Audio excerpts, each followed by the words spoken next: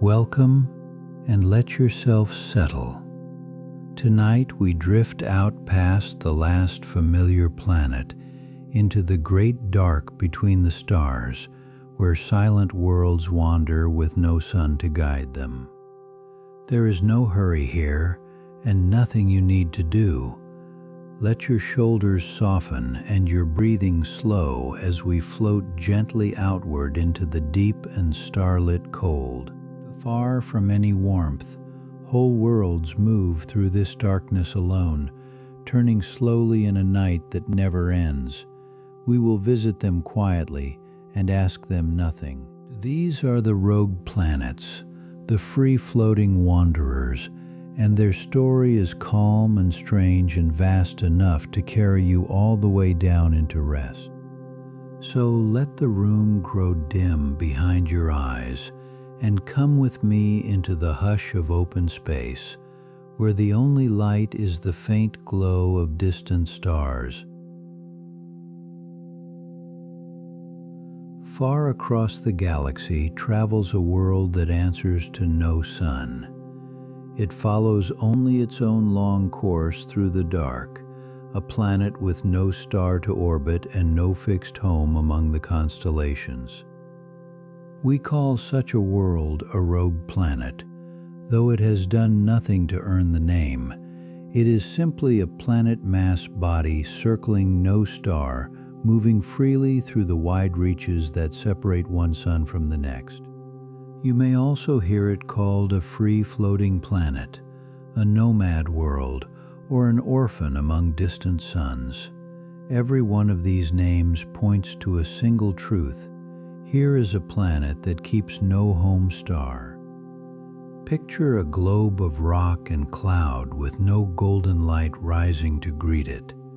The sky above its surface never brightens toward morning, holding instead the deep, unbroken black of open space. Morning never comes to this world. The horizon holds no early color, and no warm disk ever climbs to begin a day, because no star waits close enough to make one. Nor is there day here in the way you would know it. Time still moves across the wandering surface, yet it is never carved into bright hours and dark by a sun crossing overhead. Seasons, too, are missing from this lonely traveler. Lacking a star to lean toward or away from, the world knows no spring thaw and no fading autumn, only one condition stretching onward. What endures instead is a night without end. The dark is not wholly without light. It is lit by other means, by suns so remote they appear only as faint points scattered overhead. Those far suns are the world's single source of glow. They cast a thin, cold shimmer across the landscape, perhaps enough to trace the edge of a ridge, never enough to warm the ground beneath. Imagine standing on such a plain and lifting your gaze upward. The whole sky would be a field of tiny lights, motionless and clear, each a remote sun that will never rise or set here. No shadow shortens toward noon or stretches long toward evening. Whatever faint shapes the starlight casts stay fixed and pale, unmoved by any circling sun, holding their form through the hours. The word night usually carries a promise of morning to follow. On a rogue planet, that promise goes unkept, for the darkness has no far side, and the return of light was never written into its story. Consider how unfamiliar this unchanging sky would feel. Our own nights turn because our world spins beneath a sun, yet here the heavens hold steady, untroubled by any approaching dawn. The temperature of such a world sinks low and stays there. Without a star to pour warmth across it, the surface cools toward the deep chill of space, spared the rhythm of heating and cooling. Yet this is no place of ruin or alarm. It is a world following its nature, moving through the galaxy exactly as its history set it going, asking for no sun and lacking none. High overhead, the band of the Milky Way might arch across the sky in a pale river of light. To any eye upon this rogue world, our galaxy itself would be the grandest sight the darkness could offer. Nothing announces the passing of one long stretch into the next.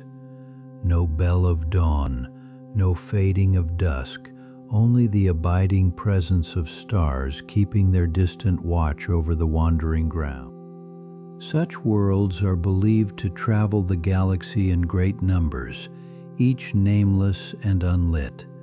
They roam among the bright suns like wayfarers who never pause at any inn along the road. The land of a rogue planet keeps its secrets under permanent starlight. Whatever mountains or plains, it holds rest beneath the same steady glow, untouched by the rise and fall of a nearby sun. It can be a curious comfort to picture a world so untroubled by clocks. Here, 1 hour looks no different from the next upon the sky, and every moment wears the same starlit face. Think of the rogue planet not as lost, but as unbound. It answers to no orbit around a star, held instead by the slow turning of the galaxy that carries every wandering world onward. The stars it passes will change across the ages, one remote sun giving way to another in its view. Even so, none will ever become its own, and none will ever bring it a morning. So this world continues through the deep, a place of endless night lit by faraway suns. It carries no day, no season, no dawn, only the vast starlit ease of a journey without a shore. Imagine a world that belongs to no sun, moving alone through the deep. Across its whole surface no dawn is ever coming, and the darkness stands even and unchanging in every direction you might face. For this planet, night is not a passing hour, but the entire shape of things. Lacking any nearby star to warm the ground, the world settles toward a chill near -230 degrees Celsius. Cold of that depth resists picturing from a temperate place like ours. It reaches so far that the air we breathe would freeze into a solid, settling over the rocks as pale, unmoving frost. Overhead, the heavens hold countless faraway points of light. None of them lends real warmth, for each glow arrives after a journey of immense length, thinned almost to nothing by the time it lands. Standing upon that frozen ground and gazing up, you would find the stars sharper than we ever see them here. No bright dayside glare blurs the view, and each one keeps its small remote place. Whatever light does reach the surface falls beyond ordinary faintness. It arrives not as sunshine, but as a dim silver wash, barely tracing the edge of a ridge against the surrounding black.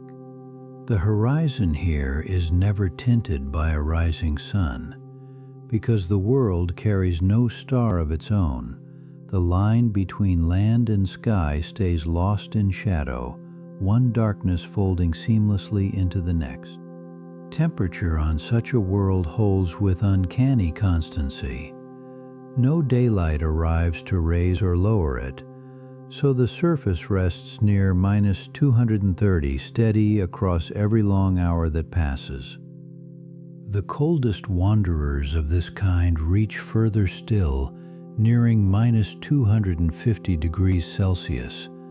At such depths, the ground grows harder than any stone we handle, locked in a chill that scarcely stirs.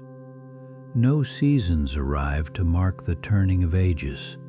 Spring and autumn belong to worlds that circle a sun, and this one circles nothing, so its long dark simply continues unbroken and even.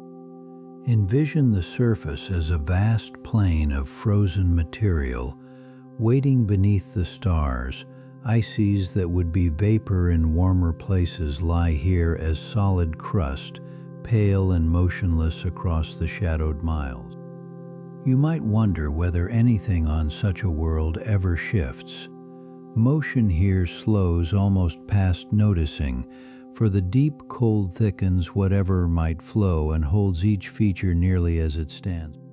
The night sky offers a strange sort of company overhead. Distant galaxies and far-off stars wheel slowly across the ages, a faint silver ceiling arching above the darkened land below. Warmth, as we know it, finds no source at this surface. Whatever heat exists belongs to the world itself, a remembered glow rising from far beneath, too little to soften the frozen skin above. Consider the horizon that never once brightens. On a world like ours, light spills across the land each morning. Here the edge of sight stays wrapped in shadow, the same at every point of the compass. The scale of this cold reshapes everything you might imagine touching. Metals would turn brittle, liquids long since hardened to ice, and even the faintest breath of atmosphere would settle as frost upon the plain. Across the darkened surface, contrast nearly disappears. Without a bright star to cast crisp shadows, the land wears an even dimness, its shape suggested more than shown beneath the remote glow above. Dwell for a moment on how permanent this darkness is. It is no temporary night that ends with morning, but a condition woven into the world itself, holding constant through spans of time we can barely count. The stars above never rise or set the way ours does. Their slow procession marks the turning of the world, yet none of them warms the frozen ground below by any measure we could ever feel. Such a planet keeps its cold with remarkable steadiness. Near -230 degrees, the surface neither warms by day nor deepens much by night, for here those words have quietly lost their meaning. Watch the faint starlight settling into hollows and craters. It pools there as the barest hint of brightness, a dim and even light that reveals shape without ever chasing away the encircling dark. Everything about this world speaks of a long, unhurried stillness. Bound to no star, it moves alone through the space between suns, its frozen surface holding one temperature across ages beyond ready counting. So the long dark endures, complete and unbroken across the whole of this wandering world. Beneath a sky of remote silver stars, the deep cold rests upon the frozen ground, enduring hour after hour. A world wanders the darkness now, answering to no star, yet its tale did not begin in emptiness. Like most planets, it took shape long ago in the warm company of a young sun and its turning disk. A newborn star sits ringed by a slowly rotating disk of gas and dust. Inside that spinning veil, grains collide and cling to one another, and across vast reaches of time, the earliest small worlds begin to gather form. As these young planets accumulate material, they ease into orbits, tracing broad loops around their sun. For a time the arrangement holds, each world following its own path through a crowded, still-changing system. Not every system keeps its early order, though. Giant planets, massive and gravitationally strong, can unsettle the balance nearby, nudging smaller worlds onto routes they were never meant to travel. Should a large planet pass close to a smaller one, its gravity reaches out like an unseen hand. The lesser world feels that pull, and its once steady orbit begins to stretch and shift. Every close approach lends a little more energy to the smaller planet's motion. Pass by pass, its orbit grows more elongated, swinging wider and reaching farther from the warmth held at the system's heart. Through many such encounters, the smaller world climbs ever higher against its star's grip.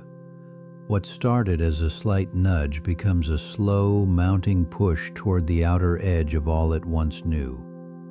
A threshold arrives, a moment when the outward motion at last overcomes the sun's hold entirely. Past that point, the smaller planet is no longer bound, and it grows free to Then the world is flung outward, released from the system that shaped it. Its final orbit unwinds into an open track, one that will never curve back toward home again. Here lies one leading idea for how these starless worlds arise. Born beside a sun, then cast away by a giant sibling's gravity into the wider dark beyond. A passing star can play its own part in the tale.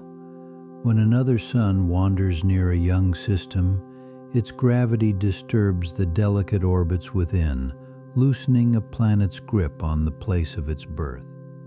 This visiting star need not strike anything to leave its mark. Its mere nearness, felt across the gulf of space, can tip a world onto a course that carries it away for good. So a planet may be lost two ways, shouldered aside by a giant within its own family, or unsettled by a stranger passing outside. Either road can lead to the same solitary end. Once released, the wandering world neither falls nor plunges. It simply moves onward.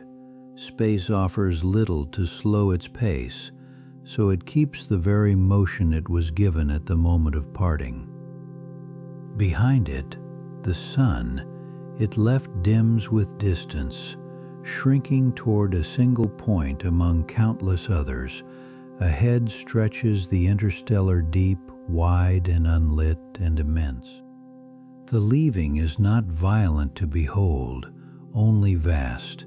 A world eases away from its origins across timescales far longer than any storm, its departure measured in ages rather than moments.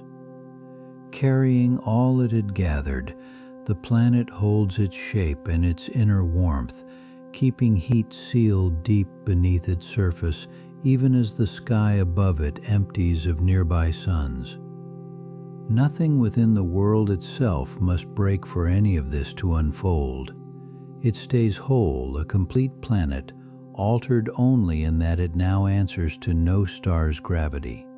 Astronomers believe such scenes have played out around many young systems across the galaxy's long history. This casting away of worlds may be a natural, if uncommon, chapter in how planets come to be. So each starless world carries a hidden past, a memory of the disk that shaped it and the encounter that set it loose.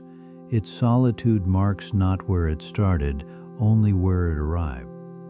In this way, the loneliest travelers of the galaxy trace their beginnings back to warmth and company.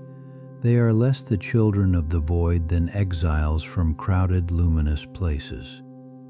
And so the outward journey continues, unhurried and unopposed, one small world threading the darkness among distant suns.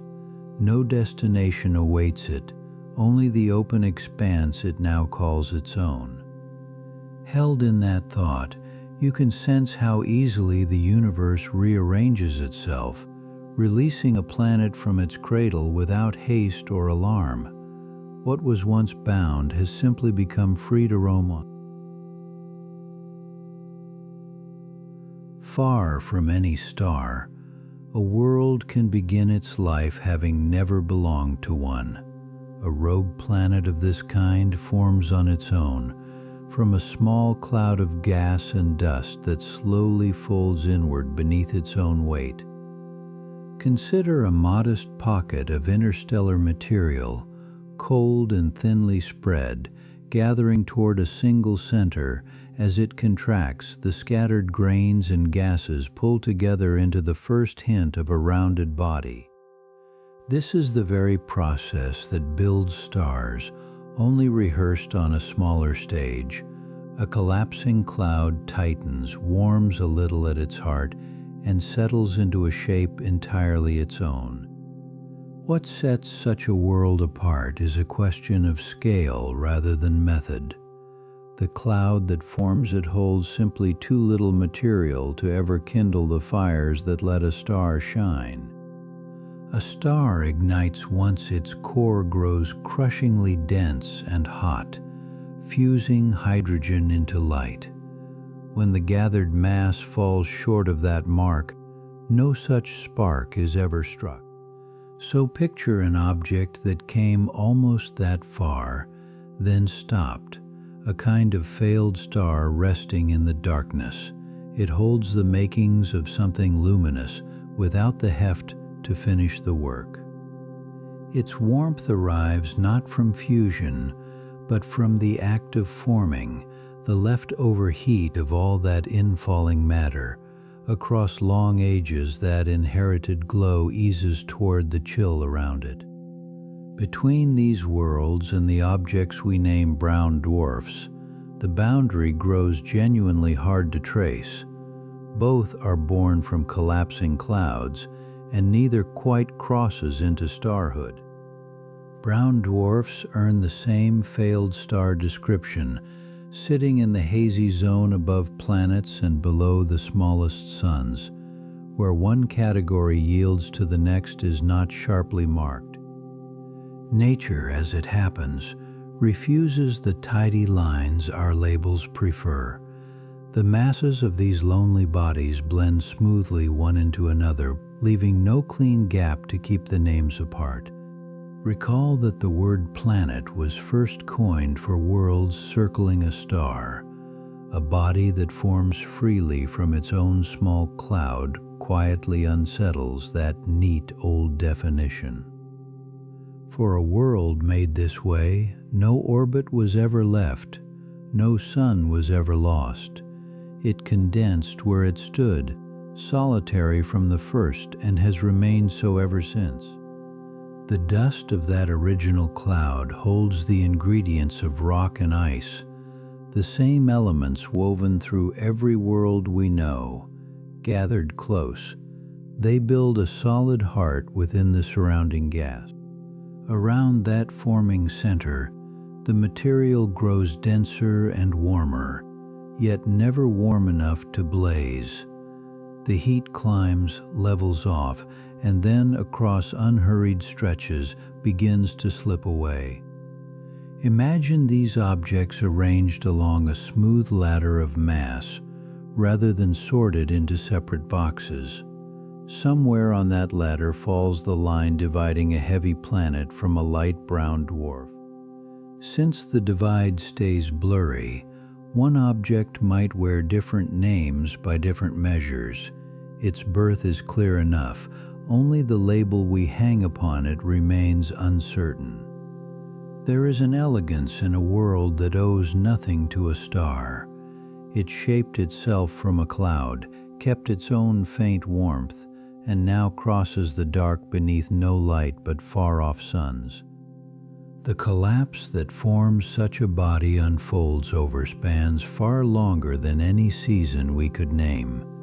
Grain upon grain, the cloud settles inward until a rounded world emerges from the haze. Once made, it keeps no companion and casts no shadow upon a neighbor. Its surface, were you near, would lie in near total night, touched only by the scattered glimmer of distant stars. Astronomers hold the term brown dwarf for the heavier of these free-formed bodies and lighter names for the smaller ones. Beneath both, though, lies the same collapsing cloud told at different weights. Even now, such objects are almost surely taking shape across the galaxy, each from its own small parcel of gas and dust. None will ever shine, and none has any need to. Think of a failed star as a promise the universe chose to leave as a world instead. It carries the outline of something greater, waiting in the cold with its inheritance of faint heat. So the dark is not empty, but scattered with quiet births of this kind. Between planet and star stretches a whole blurred family of worlds, each one made alone, drifting where its cloud once hung. Let us pause here for a breath. Feel the weight of your body sinking a little deeper, held and safe, while the wandering worlds keep drifting on without you. Draw one slow breath in and let it go even more slowly, softening everything it touches as it leaves. There is nothing to reach for and nowhere to be. The dark is wide and gentle, and it asks nothing of you at all. When you are ready, we will drift on again, unhurried, further into the calm. Beyond the last lit window of our solar neighborhood, another kind of world moves through the dark, bound to no star. These are the rogue planets, and they are far more common than the night sky first suggests. Picture the Milky Way not only as a river of stars, but as a place threaded with unlit worlds among them. Astronomers now believe such wanderers number in the billions across our single galaxy. Billions is a word that slips past easily, so let it settle a moment. For every handful of stars you have ever admired, whole planets may travel nearby, carrying no glow of their own. Some careful studies reach further still, hinting that starless worlds could outnumber the stars themselves. Should that hold true, the glittering points overhead are the minority, and the dark travelers are the crowd. It reverses the picture most of us grew up with. The stars once seemed to fill the heavens, yet the hidden worlds spread among them may be the more ordinary thing. Why then have we noticed so few of these countless travelers? The answer rests in their nature, for they are dark, releasing almost nothing for our instruments to gather. A star burns and announces itself across enormous reaches, calling out in brightness. A rogue planet keeps no such fire, so it crosses space without ever declaring where it lies. Counting a body that sheds scarcely any glow ranks among the harder tasks in all of astronomy. You cannot simply look up and tally worlds that refuse to catch the light. Rather than seeing them directly, researchers infer their numbers through careful reasoning and rare, fleeting signs. From a small scattering of glimpses, they estimate the vast population folded in around us. Every rogue planet already noticed stands in for a great many more that slipped by unmarked. The known few are only the faint edge of a much larger throng. Consider how much of the galaxy lies in shadow, untouched by any nearby star. Into that shadow these worlds are woven, unnumbered, and, for now, mostly unmet. A curious reassurance arrives in their sheer abundance. Once the strangeness settles, what first appears empty turns out to be generously, almost improbably full. The reaches once imagined as barren may instead be richly populated. Worlds without stars could rank among the most common things our galaxy holds. None of this arrives as spectacle, for the wanderers make no sound and cast no glow to unsettle. Their multitude is simply there, waiting in the long night to be understood. When you hear that they may outnumber the stars, set aside any urge to feel small.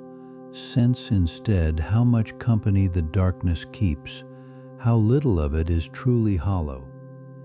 Each estimate we hold remains a faint outline rather than a firm figure. The billions we speak of form a reasoned guess, sharpened a little more with every careful survey. That uncertainty marks no failing, only an honest measure of how dim these worlds are. We are counting shadows, and shadows are slow to yield their exact number. The tools that find them watch not for brightness but for subtle effects, for a distant star's light bending faintly aside. From such momentary flickers, whole populations are quietly sketched. So the count rises gradually, one rare detection at a time, each widening our sense of how many remain. The galaxy keeps offering hints, and researchers keep listening for them. Imagine then the true scale, with unlit worlds strung through the spiral arms in numbers the mind can barely hold. They fill the gaps we once mistook for nothing. Picturing a crowd you cannot see asks something of the imagination. Even so, the evidence points steadily toward a galaxy far busier than any glance upward reveals. Perhaps the deepest lesson of these wanderers joins humility and wonder together. What looks empty is teeming, and what looks dark is populated beyond easy counting. And so the Milky Way turns, carrying its billions of hidden worlds alongside its stars. Unseen and unhurried, the rogue planets travel on, more numerous than the lights we know by name. Far across the galaxy, a world without a sun of its own travels through the dark, and almost nothing marks its passage. Only on rare occasions does such a wanderer reveal itself through a quiet trick of gravity.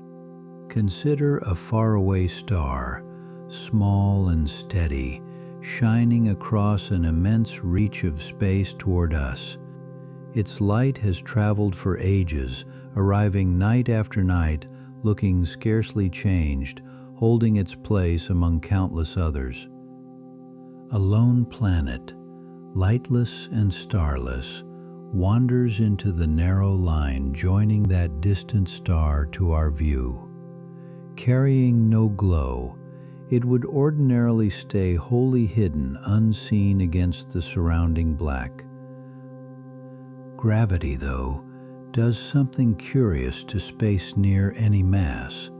Even a world unbound from a sun warps the fabric that passing light must cross, curving those far-off beams by the slightest measure. As the roaming world crosses the sight line, the star's light bends around it, folding inward the way a lens gathers whatever falls upon it. A path once straight becomes subtly curved on its long journey here. The distant star then appears to brighten, not because it has changed, but because more of its light is funneled toward us. For a spell, an ordinary point of light grows a little more luminous. This effect carries the name gravitational microlensing, describing how a small hidden mass acts as a natural magnifying glass. The lens itself stays unseen, yet its handiwork shows plainly within the light. Such brightening never lingers. Once the wandering planet continues along its way and leaves the sight line behind, the star's light straightens again and eases back to its familiar, unwavering glow. What we witness then is a rise and a fall, a smooth swell of brightness that climbs and settles over hours or days.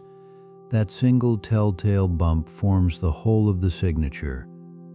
A rare elegance lives in this, since the planet itself is never glimpsed.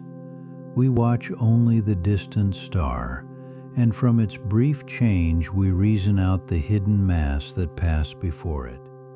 Encoded within that brightening is real information, held in how swiftly the light rises and how gradually it falls. From the curve alone, much becomes knowable about the unseen thing behind it. A heavier lens bends light more strongly and lingers longer, while a smaller world leaves only a brief, modest swell. In this way, the signal itself hints at how much matter slipped past. Worth pausing on is how faint and fleeting the event can be. One star among a multitude flickering upward for a spell. To notice it, one must be watching enormous fields of stars together. So telescopes survey the crowded regions toward the galaxy's heart, where stars gather in numbers past counting. Amid that throng, an occasional microlensing brightening now and then reveals itself. Most such events come from stars lensing other stars, greater masses producing longer, deeper signals. The very shortest brightenings, briefest of them all, point towards something far smaller crossing through. A body with the mass of a planet leaves only the faintest, most abbreviated trace, a swell measured in a day or less rather than weeks. These are the whispers that give away a starless world. When a fleeting signal of that kind appears with no nearby star that could have hosted it, the reading grows compelling. What passed was bound to no sun roaming the galaxy wholly on its own. A quiet marvel lives in the thought that a lightless, homeless world can announce itself through borrowed light. It reveals its presence using the shine of a star it will never orbit or touch. Every such event occurs once and never again, for the alignment that produced it will not recur in quite the same way. The planet moves onward, and that single window into the dark closes behind it. Because of this, the watching must stay careful and continuous, catching each brightening as it unfolds. Miss the swell and the wanderer passes on unrecorded, unnamed, and unknown. Out of these rare alignments, a picture slowly assembles of how many such worlds might travel unseen. Each detection is one grain, and gathered together the grains suggest a vast hidden population. Here is a way of finding the invisible by watching the visible, of reading a dark world's mass from how it reshapes another star's light. Nothing is disturbed, only the geometry of shining is measured. Remember then that the spaces dividing the stars are never truly empty, and that light itself will bend to disclose the wanderers held there. In that curving of a distant glow, a starless world quietly makes itself known. Across the wide reaches beyond any star, a world travels with no sun to call its own. It knows no daylight, no sunrise, no warmth arriving from above, and yet a faint glow still lingers deep inside it. That glow owes nothing to a star. It rises from within the planet itself, a lingering warmth left over from the far-off days when the world first gathered together out of gas and dust. As a planet forms, countless pieces fall inward and press upon one another, and all that motion turns into heat. Long after the gathering ends, some of that early warmth remains, held in the body of the young world. Consider that heat now, buried far below the surface, radiating outward through rock and cloud. It works toward the edges of the world and slips away into space, a whisper of warmth against an ocean of cold. Lacking any star to light it, The planet finds this inner heat becomes its only glow. The world shines with a faint fever of its own, dim and low, like an ember resting at the bottom of a long-cooled hearth. Most of that light belongs to a kind our eyes cannot see. It arrives as infrared, the warm, invisible glow that anything holding even a little heat gives off, from a sleeping animal to a wandering world. You sense infrared yourself whenever warmth reaches your skin from something you never touch. A young rogue planet pours that same unseen warmth outward, though far too faintly for any hand to feel across such a gulf. Set against the deep cold of space, even this modest heat can be found. The emptiness around the planet rests near the lowest temperatures the universe allows, so a warm world stands apart from its frigid surroundings. Think of that contrast as a candle in a vast, unlit room. The flame need not burn bright to be noticed when everything nearby lies dark and cold, and so a warm planet reveals itself against the chill. Certain telescopes are built to catch exactly this sort of warmth. Rather than hunting for visible light, they open their eyes to infrared, tuning themselves to the invisible glow that heat leaves behind. One such instrument, called WISE, swept across the whole sky in infrared.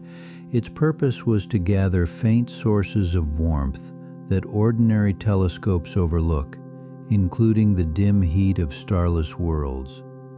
Scanning as it went, WISE collected the low glow of objects hidden in the cold. Among the many warm points it recorded, a few belonged to free-floating planets, revealed only by the heat they carry inside. Another watcher, the James Webb Telescope, reads infrared with remarkable clarity. It was designed to gather the most delicate traces of warmth, peering into the shadowed corners where cool and hidden things reside. Given such sensitivity, Webb can turn toward a young rogue world and sense its faint thermal glow directly. The warmth crosses enormous distances thinned by the long journey, yet still within reach of a careful instrument. This gift of seeing heat itself is what makes these lonely worlds findable. A planet lit by no star reflects almost nothing, so its own inner warmth becomes the signal that gives it away. The younger a rogue world happens to be, the warmer it tends to glow. Time has not yet drawn off all its formation heat, so its infrared shine is brighter and easier for a telescope to catch. As ages pass, that stored warmth slowly leaks away into space. The world cools by tiny degrees over immense stretches of time, its glow fading toward the deep cold that wraps around it. For now, though, in these early ages, the warmth endures. A young rogue planet keeps its faint infrared shine, a lingering signature of the fire that once accompanied its making. Something restful lives in imagining that glow, steady and unhurried, radiating outward through the silent dark. It asks for nothing and declares nothing, simply releasing the warmth it has held since birth. No sun keeps watch over this world, and no dawn ever breaks upon it. Its only light is the heat within, glowing in colors past our sight, carried outward into the endless surrounding night. Far off, a telescope tuned to infrared can gather that faint warmth from across the void. Where our eyes would meet only blackness, the instrument reads a small and lingering ember of heat. By this means, worlds that seem invisible are eased into view. Their inner warmth, hushed and enduring, becomes a thread by which the dark yields up its hidden travelers to be seen. So a starless planet is never truly surrendered to the cold. It carries a faint, warm glow of its own making, a low and lasting light that lets even the emptiest reaches reveal what they hold. Out where no sun holds them, a scattering of worlds makes its way through the dark. A few of these we have genuinely found, and tonight their stories are worth settling into slowly. Among these solitary travelers, one wears a name that reads almost like a cipher, Wise 0855. It rests about 7 light years away, near enough by cosmic reckoning to feel almost like a neighbor. Of every sunless world we have measured, this one is the coldest yet known. Its atmosphere is thought to hold clouds unlike anything a nearby star could warm, hanging in a darkness that never lifts. 7 light years stretches well past what the mind can truly grasp, though on the galaxy's scale it counts as remarkably close. This coldness, then, is not so distant from us after all. Giving off almost no light of its own, Wise 0855 was never a simple thing to notice.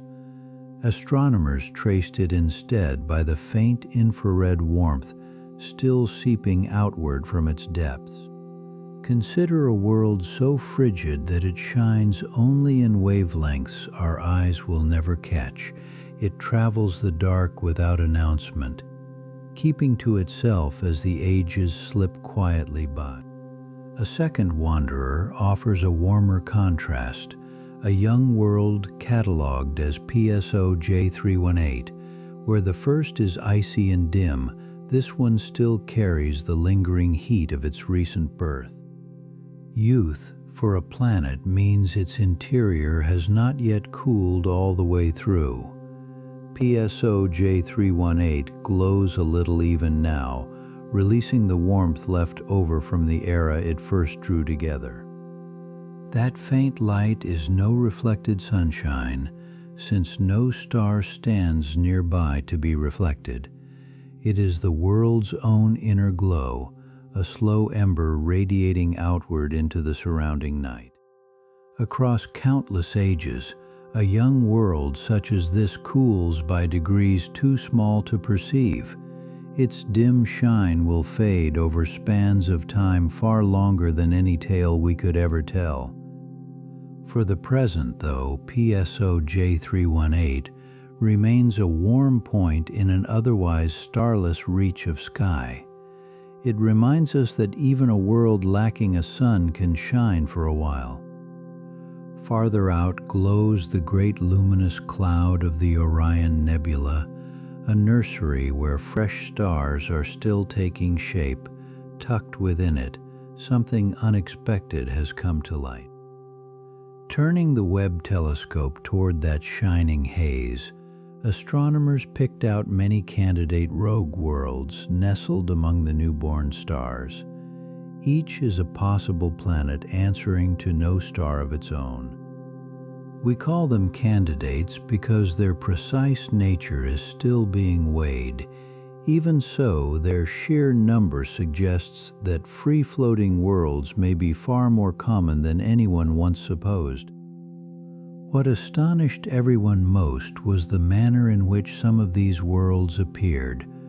Rather than moving in solitude, a number of them seemed to travel side by side, keeping company in loosely bound pairs.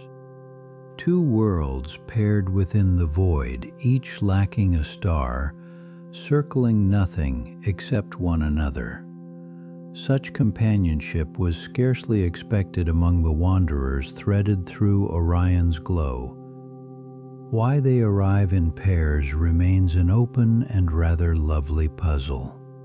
The answer may reveal something fresh about how these worlds form, or how they come loose from their birthplaces. Each candidate glimmers faintly against the nebula's brighter background, easy to miss entirely.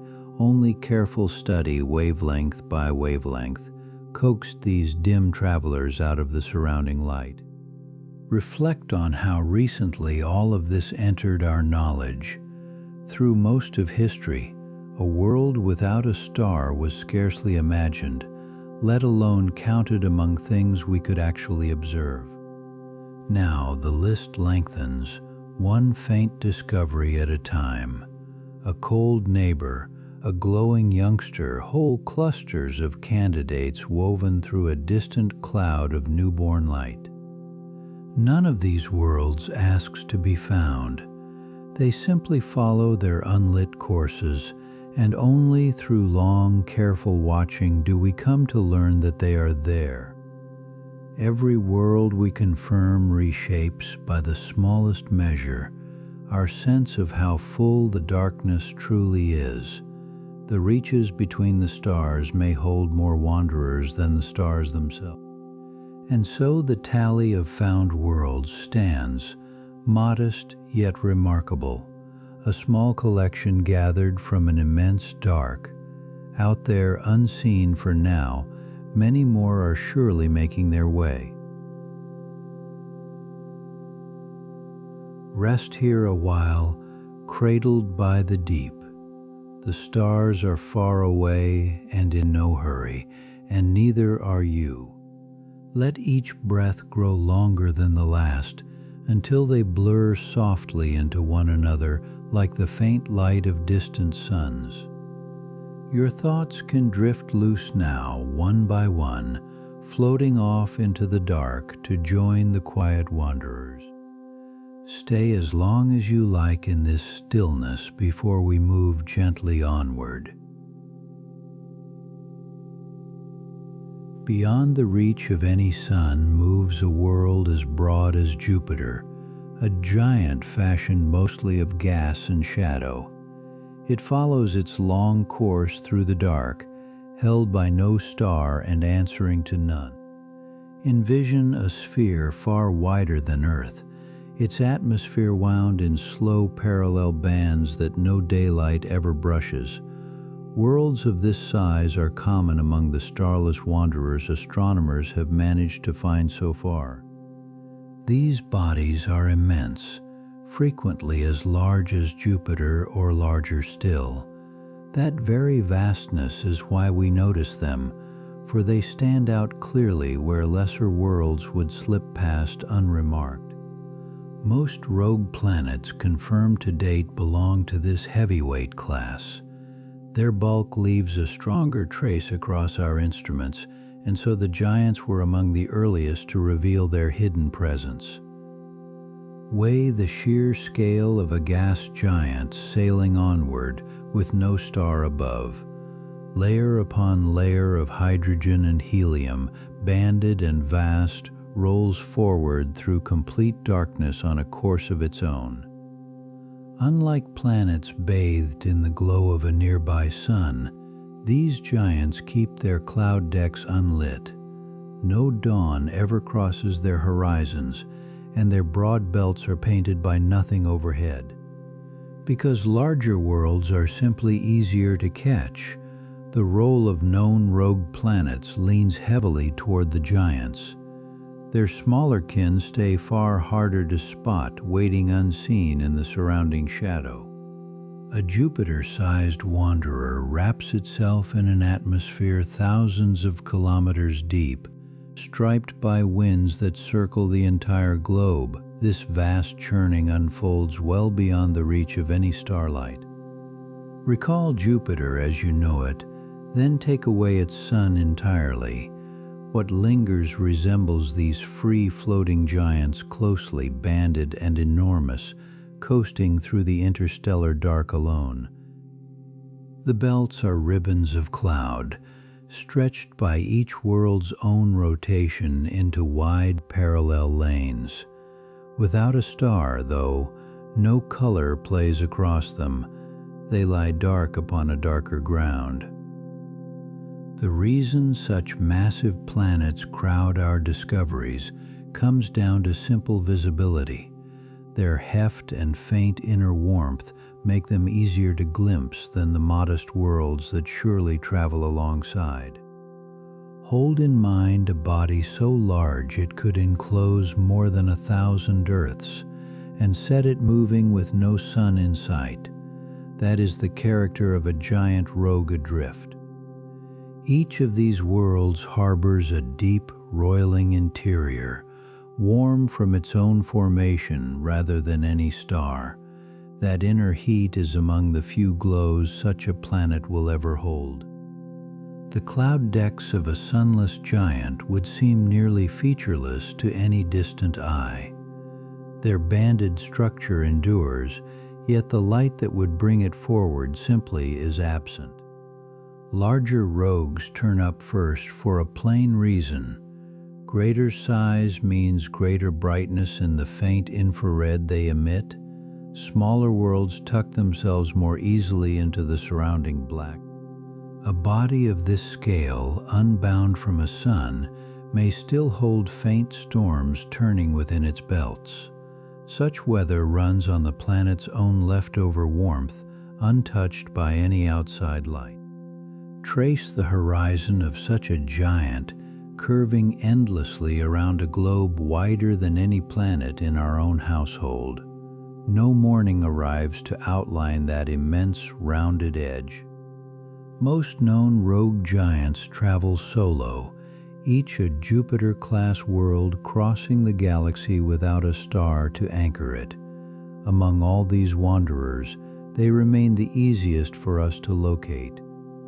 The banded clouds owe their form to rotation and heat rising from below, never to sunlight warming them from above.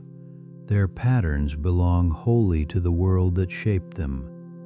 Keep in mind that our census of rogues tilts toward the largest because of how detection favors the bright. Out in the depths, countless smaller free-floating worlds go on unseen. A giant of gas and cloud, unlit and unhurried, may follow a path that never carries it near another sun. It bears its own faint heat like a memory of the fire that made it. Across the dark expanse dividing the stars, these Jupiter-sized worlds account for most of what we have so far detected among rogues. Their size makes them the visible face of a hidden multitude. So the picture settles into place. Enormous banded planets, sunless and self-contained, coasting through the deep with no star to light their clouds. They are the largest and clearest of every wanderer we have found. Beyond the giant rogue worlds you have been picturing, a second population waits in the dark, built of stone instead of swirling gas. These are the smaller nomads, worlds no larger than Earth, roaming the galaxy under no star's name. Consider a sphere of rock and metal about the size of the ground beneath you, or a little less. Take away its parent star entirely, and let it travel alone through the long night that stretches among the constellations.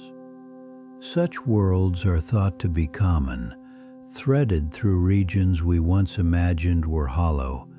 They slip past our instruments almost unnoticed, being much smaller and dimmer than their vast gaseous cousins. Their talent for hiding comes down to size. A rocky body holds far less mass than a wandering gas giant, and with less mass it bends a background star's light only faintly, leaving the shallowest of traces. When a distant star flickers because an unseen mass has crossed before it, a large world announces itself with a clear, generous signal. A small one leaves a whisper so brief our telescopes can barely register it. Owing to this shyness, only a handful of the larger free-floating worlds have been catalogued so far. The smaller stones remain beyond our reach, present in theory yet missing from our lists. Even so, the arithmetic of how planets form leaves little doubt they are out there. Nature builds far more small bodies than large ones, and many of the small are eventually cast loose to roam. Recall how a young star system takes shape, crowded with countless rocky fragments jostling for room. Not every fragment settles into a steady orbit. Some are flung outward, exiled into the surrounding dark. The very gravity that gathers worlds together can also scatter them apart. A near encounter between growing planets may hurl the lighter one away, sending it off to become a nameless traveler of the deep. This suggests the galaxy holds an enormous reserve of rocky wanderers, produced as a natural byproduct of nearly every system that ever formed. Each family of planets may have quietly released a few of its own. Some astronomers suspect these small stone worlds outnumber even the giant rogues, where the massive gas planets are counted in billions. The rocky ones could reach figures larger still, folded into the galaxy's hidden count. Imagine that, countless dark stones spread through the depths beyond every sun, far more common than any world we have yet learned to see. Their abundance is written into the mathematics of creation itself. And yet not one of these Earth-sized nomads has been confirmed traveling alone through the cold. For now they live only in our reasoning, a whole population inferred but never actually glimpsed. It is a curious kind of certainty. We cannot point to a single one, and still we know almost beyond doubt they are present, filling the corridors of the galaxy in silence.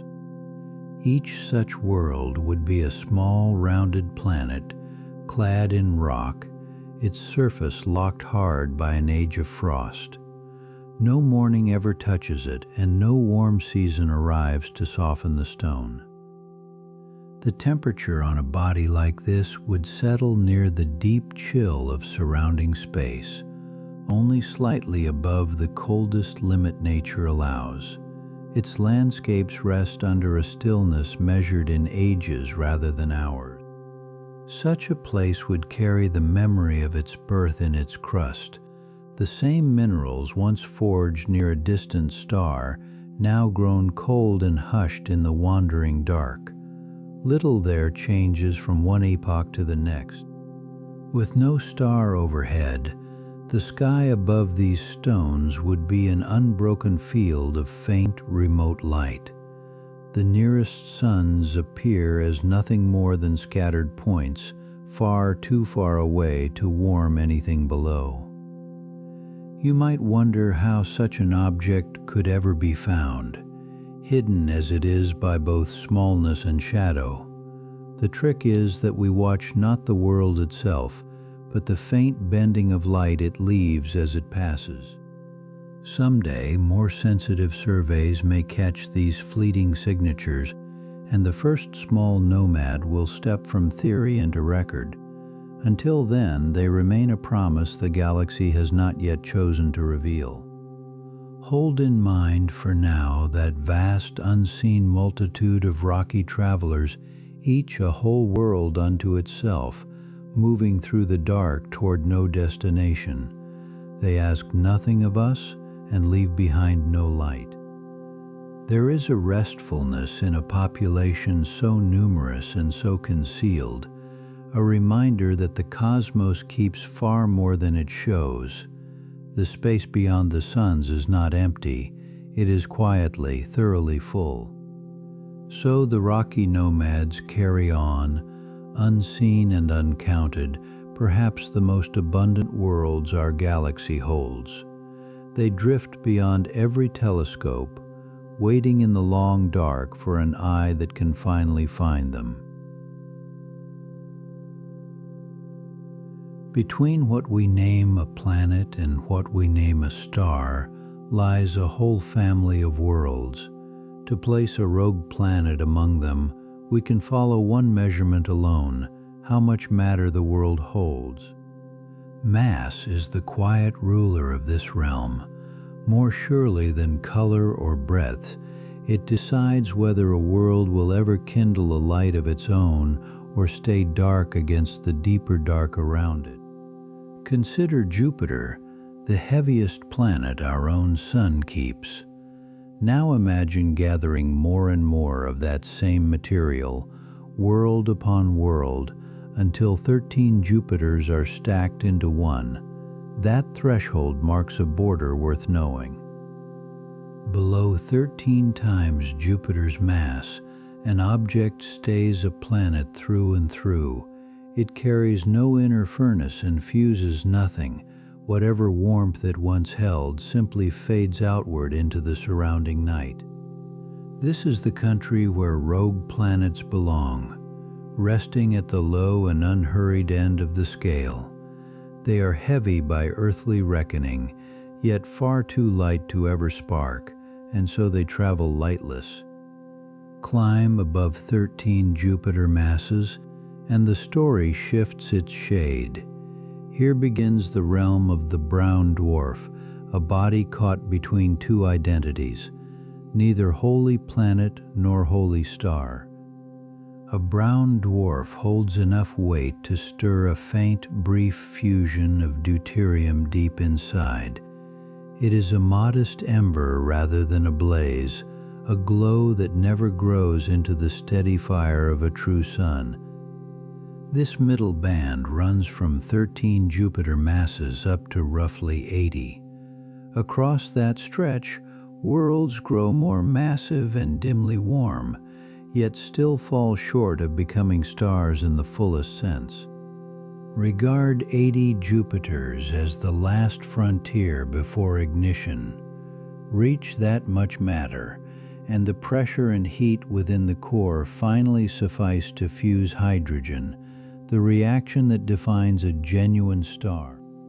The ladder rises in 3 clear steps: planet, then brown dwarf, then star.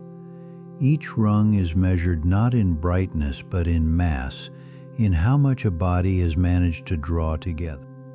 It helps to recall what fusion truly asks. To burn hydrogen steadily, a core must be crushed to enormous heat and density, and only great mass can supply that squeezing weight. A rogue planet, resting well beneath the border, never approaches those conditions. Its center stays cool by stellar standards, unable to ignite, content to hold its heat and slowly let it go.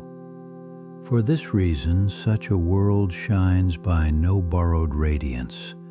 Any glow it offers is only leftover warmth from its birth, a fading light seeping away into the cold expanse.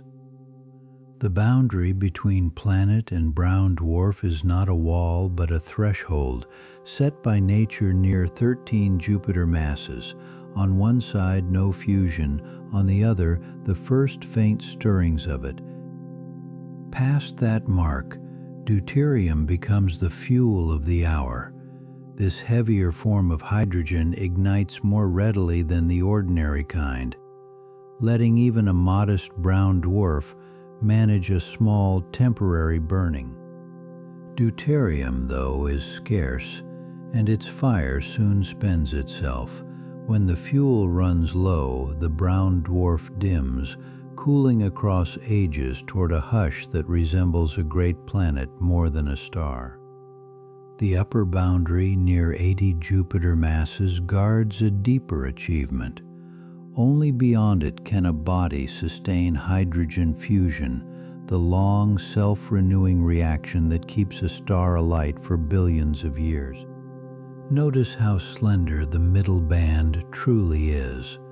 From 13 to 80 Jupiter masses is a narrow range, and within it live these in-between worlds, forever hovering short of true stardom. A rogue planet keeps to the mild low end of the whole arrangement, far from either fusion threshold. It is a world by every measure, wandering starless, yet obeying the same simple rule of mass. Grasping these numbers brings a certain ease. There is no disorder in the sky's arithmetic. A body becomes what its mass permits, no more and no less, following the order written into matter itself. Consider how much a rogue world would need to gain to change its nature. It would have to swell many times over merely to reach the brown dwarf's edge, and far more still to become a star. This is why these free-floating planets remain dark across the whole of their long lives. They lack the sheer heft required to light, and so they journey onward, warm within, unlit without. In this way, mass alone reveals where each wanderer stands. A rogue planet rests among the lightest of these free bodies, held below every fusion line, a world adrift in the vast, unbroken dark. Out in the wide dark, a rogue world travels alone, holding a warmth that owes nothing to any star. That heat rises from deep inside its own body, a leftover glow from the day of its making. When a world first draws itself together from dust and gas, all that infalling matter carries energy inward. Some of that ancient energy lingers folded into the core, warming the planet from below for ages to come. Consider a stone set beside a fire and then carried far away. Even in the chill, it holds a little heat for a while. A rogue planet keeps its birth warmth in much the same manner, only across far longer spans. No sunrise warms the ground here, and no daylight sweeps the surface. The warmth instead moves the other way, welling upward from the depths toward the frozen outer shell. Deep in the core, a second source of heat is at work. Radioactive elements lie scattered through the rock, and as they slowly change, they release a steady trickle of warmth that endures across enormous stretches of time. These elements decay on their own schedule, requiring nothing from outside to keep going. Atom by atom, they surrender energy, and that energy becomes heat pressed into the surrounding stone. The pace of it lies almost beyond imagining, unfolding not over years but over billions of them. A rogue world can stay warm inside for longer than many stars manage to shine. Above this hidden furnace, the outer layers remain cold and dark, wrapped in the deep chill of open space. The interior, though, never fully yields that chill, sheltering its heat within. Follow the warmth as it seeps outward through solid rock, moving too slowly for any eye to track. Across eons, it makes its way from the core toward the surface, a passage in no hurry. The planet carries two gifts from its past: the stored heat of its birth and the ongoing warmth of decaying elements. Together, these keep its interior alive with a low, enduring glow. No star governs this world's temperature, and no distant light decides whether it runs warm or cold. The rogue planet answers only to itself, heated by processes buried far beneath its frozen face. Notice how self-sufficient this arrangement is. A world adrift in complete darkness still hums with inner heat, needing no companion sun to keep its deep interior from going utterly cold. The core may hold conditions unlike anything above, where crushing pressure and warmth combine in the depths. That inner heat shapes the slow behavior of rock across unimaginable spans of time. Radioactive warmth is a faithful kind of heat, always present, never suddenly flaring or dying away. It gives up its energy in a measured way, decade after decade, epoch after epoch, without pause. As the planet ages, its birth heat slowly thins, dimming across the long roll of time. Even so, the decaying elements keep contributing, stretching the world's inner warmth further into the future. Nothing about this heat is loud or dramatic. It is a low interior glow, sensed only in the depths, spreading through the rock in a manner too gradual for any moment to catch. Imagine the core as a hearth lit long ago that simply never went out. Its embers are the ancient warmth of formation, fed onward by the slow burn of unstable atoms. Far from every star, the outer surface radiates its little heat away into the emptiness. Below, though, the interior keeps replenishing what escapes, sustained by sources that lie deep and hidden. This is warmth arising from within, in the truest sense, drawn from the planet's own substance rather than borrowed from the heavens. The rogue world is both the vessel and the wellspring of its heat. Across billions of years, the balance shifts with exquisite slowness. The stored heat cools by tiny degrees while radioactive decay carries on, and the interior settles into its own long, unbroken rhythm. A world that warms itself in the dark holds a certain wonder. No light reaches it, yet its heart stays warm, kept so by the physics of its own beginning. Everything here unfolds on a time scale far larger than a single life could hold. The heat rises, the atoms decay, and the frozen surface waits above, all bound together across the ages. So the rogue planet continues its lonely course, warm at its center and cold at its shell, sustained entirely from within. Its heat is a hushed inheritance, handed down from its birth and carried onward through time. Settle again into the hush. Somewhere out in the cold, a dark world turns, and here, warm and held, you turn slowly toward sleep.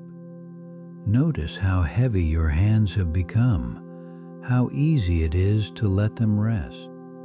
Let the vast quiet outside become the vast quiet within, smooth and unbroken and kind. Breathe and let go a little more, and we will wander on when you wish.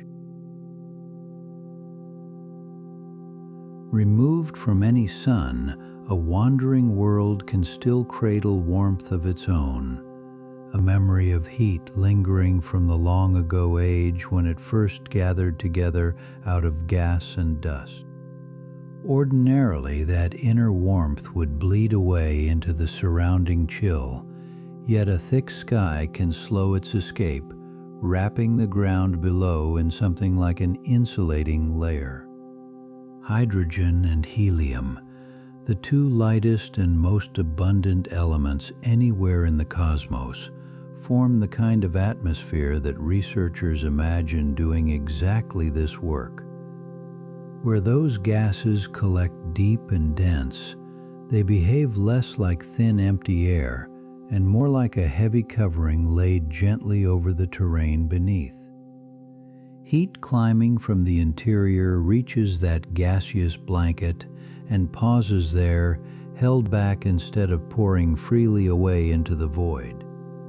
It helps to recall how a quilt keeps you warm through a frozen night, not by generating heat, but by holding in the warmth already present. An untethered world's atmosphere can serve that very purpose on a planetary scale, folding the escaping warmth back down toward the rock it rests upon. The notion feels surprising at first that a starless planet need not be a frozen and barren stone from crust to core. Under a sufficiently deep envelope of hydrogen and helium, the surface of a wandering Earth-sized world might settle at a mild and even temperature. Certain researchers have pursued this idea with care, calculating how thick such a sky would have to grow to keep the deep chill at bay. Their finding carries a note of hope. that mildness on a sunless planet is not ruled out by the laws governing heat and gas. Lacking any nearby star, the warmth arises wholly from below, seeping upward from a slowly cooling interior across immense reaches of time. The heavier the covering of air, the more of that internal heat stays near the ground rather than radiating outward and away. Pressure mounts as the atmosphere thickens, and beneath all that accumulated weight, the lower layers grow warmer than the frigid emptiness far above. By this means, a world can fashion its own temperate pocket, a zone close to the surface where conditions hold steadier than one might expect. Envision a wide plain that no sunrise ever reaches, yet keeps a temperature that would feel almost familiar against your skin. The heavens over such a place would reveal no dawn and no dusk, only the abiding darkness of a starless expanse overhead. Even so, the ground could stay temperate, cradled by the pressing weight and warmth of the gases layered above it. Scientists regard this as a genuine possibility, one deserving to be turned over thoughtfully rather than waved aside. It recasts how we picture these solitary travelers, suggesting that darkness need not always spell a deep and unrelenting cold. The warmth itself would be modest and homegrown, drawn from the planet's own body rather than borrowed from any faraway fire in the sky. Kept in place by a heavy hydrogen and helium atmosphere, that hushed heat could endure far longer than a bare world could ever hope to. So the humble notion of a blanket, familiar and reassuring, comes to carry a wondrous meaning among the wandering worlds of the deep. Between the stars, one world travels the dark without a sun to circle.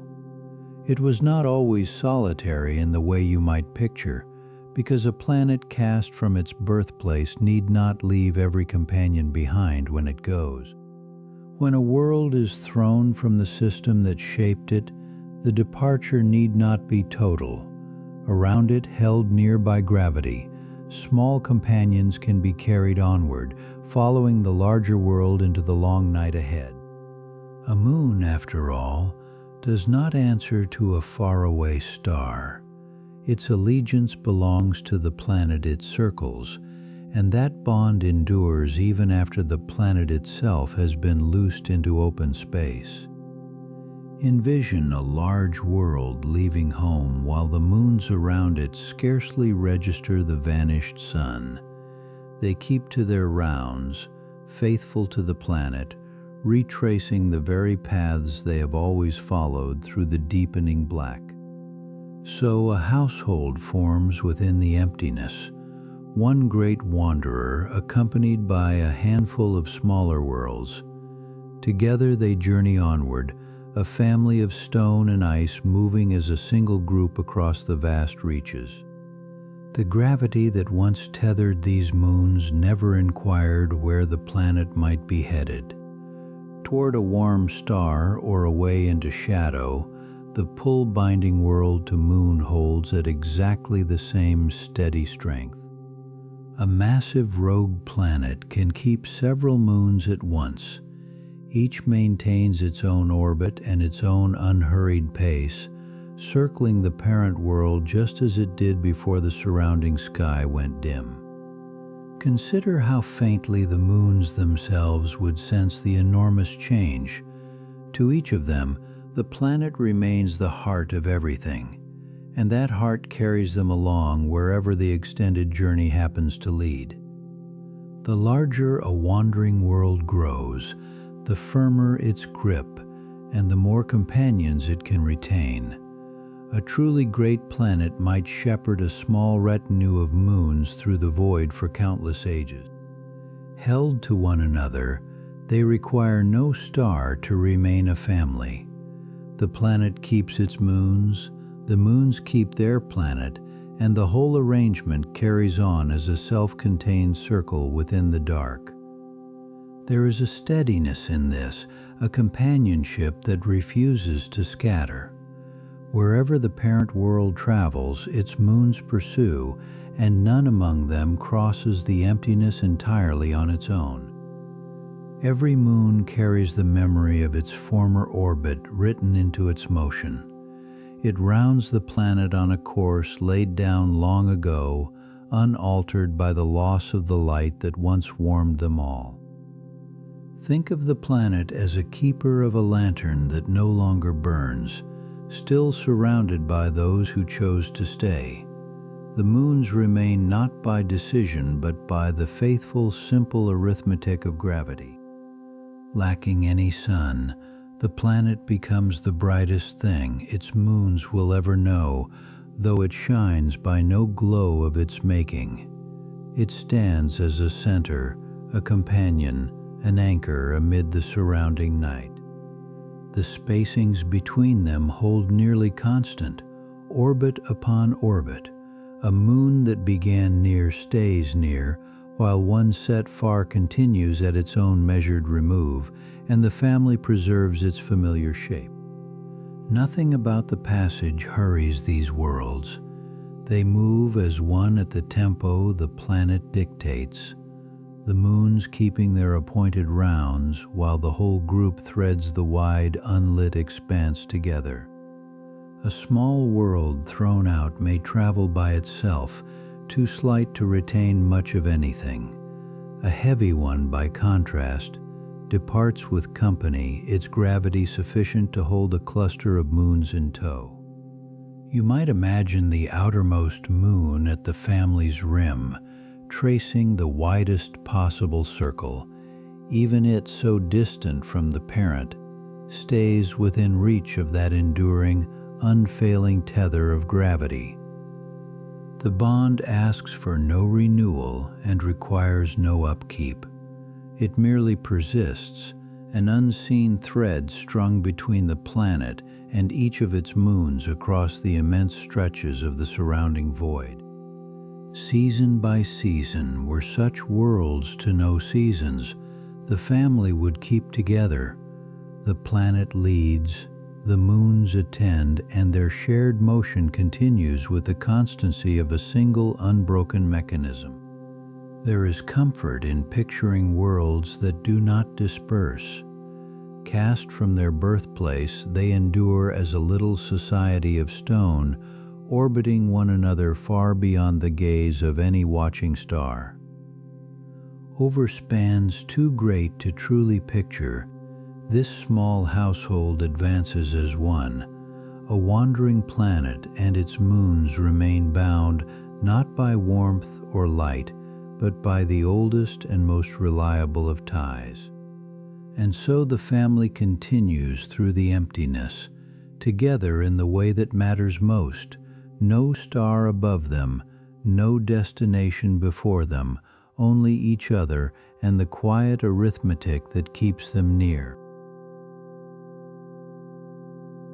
Far below the surface of a starless world, heat lingers where you might least expect it. Rock and metal at its core have kept that warmth since the planet first pulled itself together, and it has not yet faded. This inner warmth does not vanish in a single age. It works outward across immense stretches of time, slow to weaken, and where it reaches a thick roof of ice, something remarkable becomes possible. Picture a shell of frozen water enclosing the entire globe, sealing in every trace of heat. It behaves like a lid resting over a pot, holding warmth close long after the flame beneath has gone out. Under a covering like this, the temperature need not remain locked in permanent frost. A modest warmth from below can loosen the ice along its underside, coaxing that lowest layer back toward liquid. In time, a hidden sea may gather there, cradled between the frozen crust overhead and the warm rock beneath. It is a body of water no eye has ever looked upon, sheltered deep within the world. This ocean would know nothing of a star. No dawn ever reaches it, and no season crosses its surface, for the world it belongs to travels through the galaxy without a sun to circle. Consider how well ice can insulate. A frozen layer, given enough thickness, becomes a kind of blanket, keeping heat pressed inward rather than releasing it into the surrounding dark. The farther down you go, the warmer the surroundings grow. Eventually, the frozen ceiling gives way to water that has been held unfrozen, sustained by heat rising steadily from far below. We suspect such a sea already lies sealed beneath the ice of Europa, one of Jupiter's moons. There, a frozen crust is thought to cap a hidden ocean, kept liquid by warmth deep within. If that arrangement can hold on a moon near a distant sun, then a wandering world carrying its own inner heat might cradle a sea of the same kind entirely on its own. Envision that water resting in perpetual darkness, untouched by wind or tide from any nearby star. Its only motion arrives from the faint warmth stirring upward through the rock at its floor. No light filters down to lend it color. This sea would be black in the truest sense, its surface pressed flat against ice that has never once looked upon a sky. An ocean like this asks for remarkably little. It needs only a source of heat below and a covering of ice above, and between the two, water can persist across enormous spans of time. The heat itself has humble beginnings, born of the world's slow formation and the steady release of energy locked within its rocky heart. That warmth alone is enough to keep the sea alive.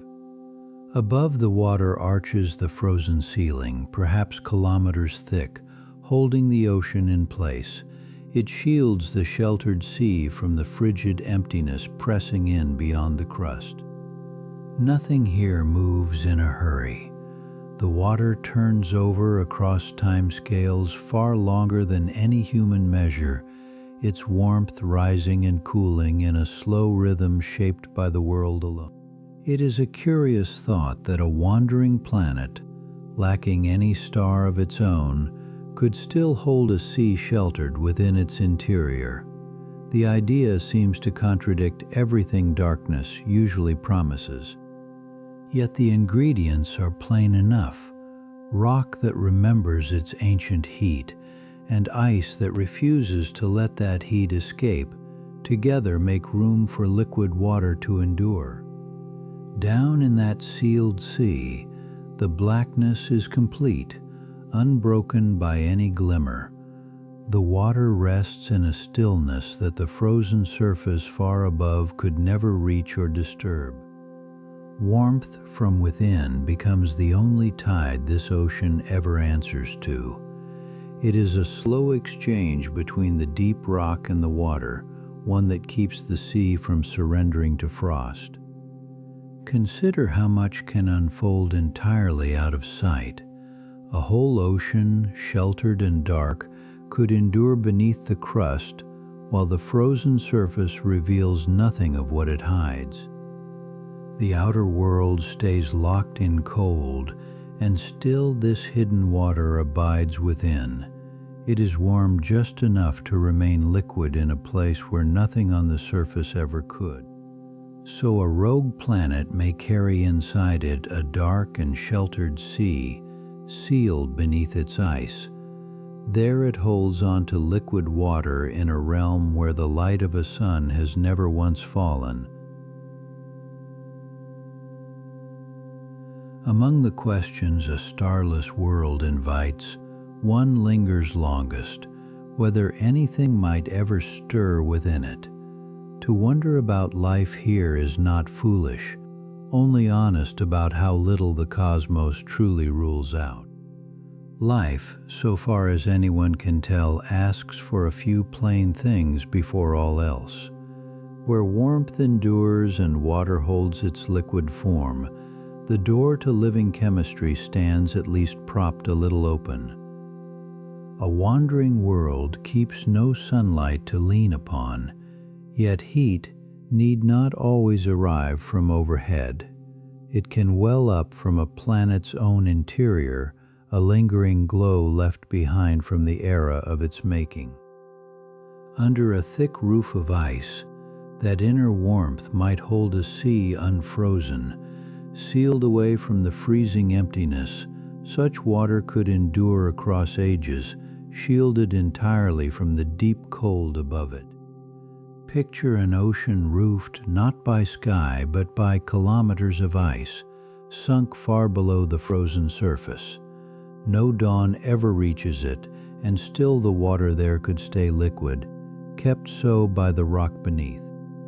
In principle, that hidden sea becomes a place where simple life is imaginable, not proven, not promised, merely conceivable, which is already a remarkable thing to say of a planet answering to no star. The kind of life meant here is modest, nothing grand or watchful. Think of the smallest, simplest organisms, the sort asking only for a measure of warmth, some water, and a little chemistry to work upon. On our own planet, such tiny life flourishes where sunlight never falls. Around vents on the deep seabed, whole communities draw their living from heat and mineral rather than from any faraway sun. That very lesson carried outward is what makes a hidden ocean worth pondering. If warmth from within can sustain life here, the same principle might reach beyond the edge of any sunlit sky. None of this requires a star. A lone world could, in theory, hold everything essential tucked beneath its frozen shell, needing nothing borrowed from the distant lights scattered across the heavens. And so a curious picture forms, unhurried and almost tender. A sea warm at its floor, cradled inside a planet bound to no sun, carried onward through the surrounding dark. Such a world would bear its ocean the way a sealed vessel bears water. Whatever lived inside would travel along with it, enclosed and sheltered, wholly unaware of the vastness slipping past outside. The distances involved are hard to hold in mind, yet the ocean itself would never feel them. Insulated by ice, it would keep its own slow rhythms while the long reaches of space rolled by. Imagine simple life ferried in this way among the stars, a passenger that never learns of the journey. It would sense only its warm water, its familiar shadow, the steady heat rising from below. Time, in a place like that, would answer to different measures. No days to count, no seasons to mark, only the long constancy of inner warmth and the ice-locked stillness sealing it from the void. There is a restfulness in imagining a home so complete within itself. Everything it might need is already gathered inside, requiring nothing from the emptiness through which it makes its passage. We should be careful, though, to name this for exactly what it is. It remains a possibility sketched from what we grasp of warmth and water, rather than a discovery anyone has yet made. No such living ocean has been confirmed beyond our own solar neighborhood. What we hold instead is a reasoned maybe, drawn from physics rather than from any glimpse of life itself. Even so, the maybe carries a quiet grace. To say that life is imaginable on a starless world is to admit the universe may prove more welcoming than its darkness first suggests. Whether any roaming world truly shelters life, no one can yet declare. The honest answer rests between yes and no, in that wide and open country where wonder is still allowed to dwell. What we can say amounts to this, and it is not small. Given warmth, given liquid water, life becomes at least conceivable, even far removed from any star that ever shone. So the possibility lingers, neither confirmed nor closed, hovering at the edge of what we understand. It is only a maybe, and yet a maybe the cosmos, for everything we can tell, has not forbidden.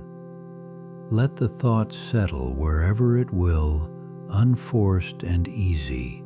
Out in the long dark, a warm hidden sea may be keeping its own company, and that alone is worth holding on to tonight.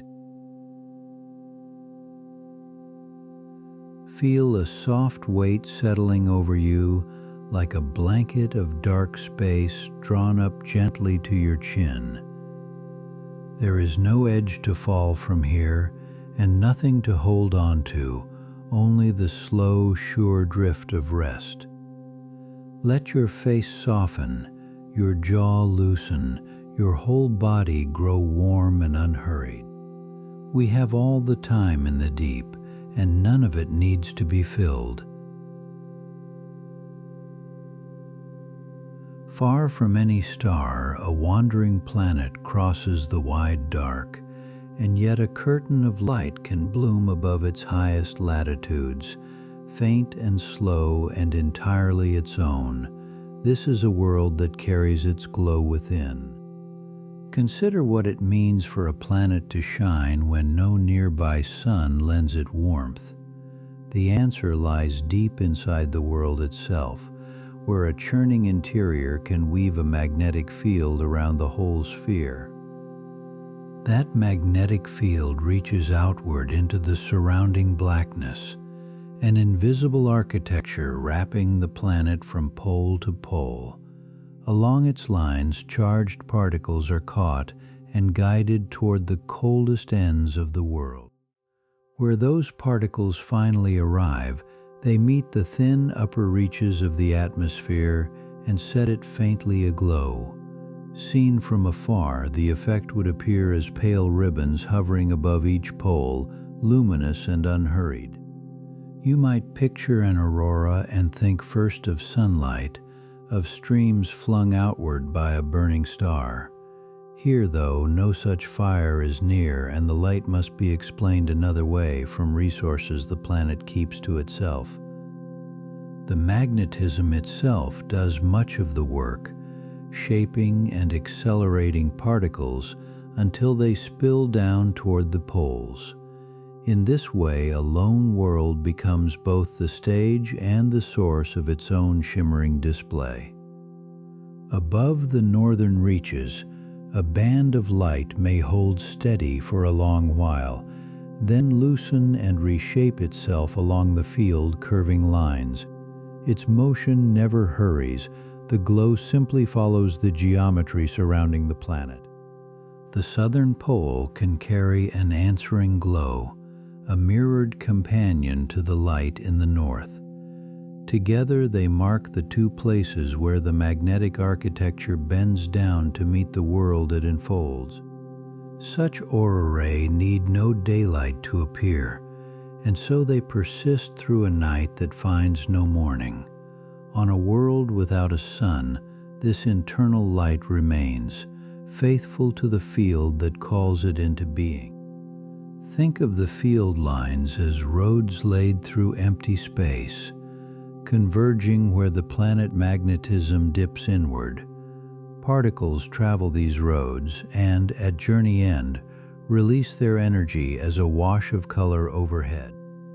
The colors would depend on which gases the thin atmosphere holds, each one answering the incoming energy with its own particular hue, so the aurora becomes a kind of reading of the air, written in light along the poles.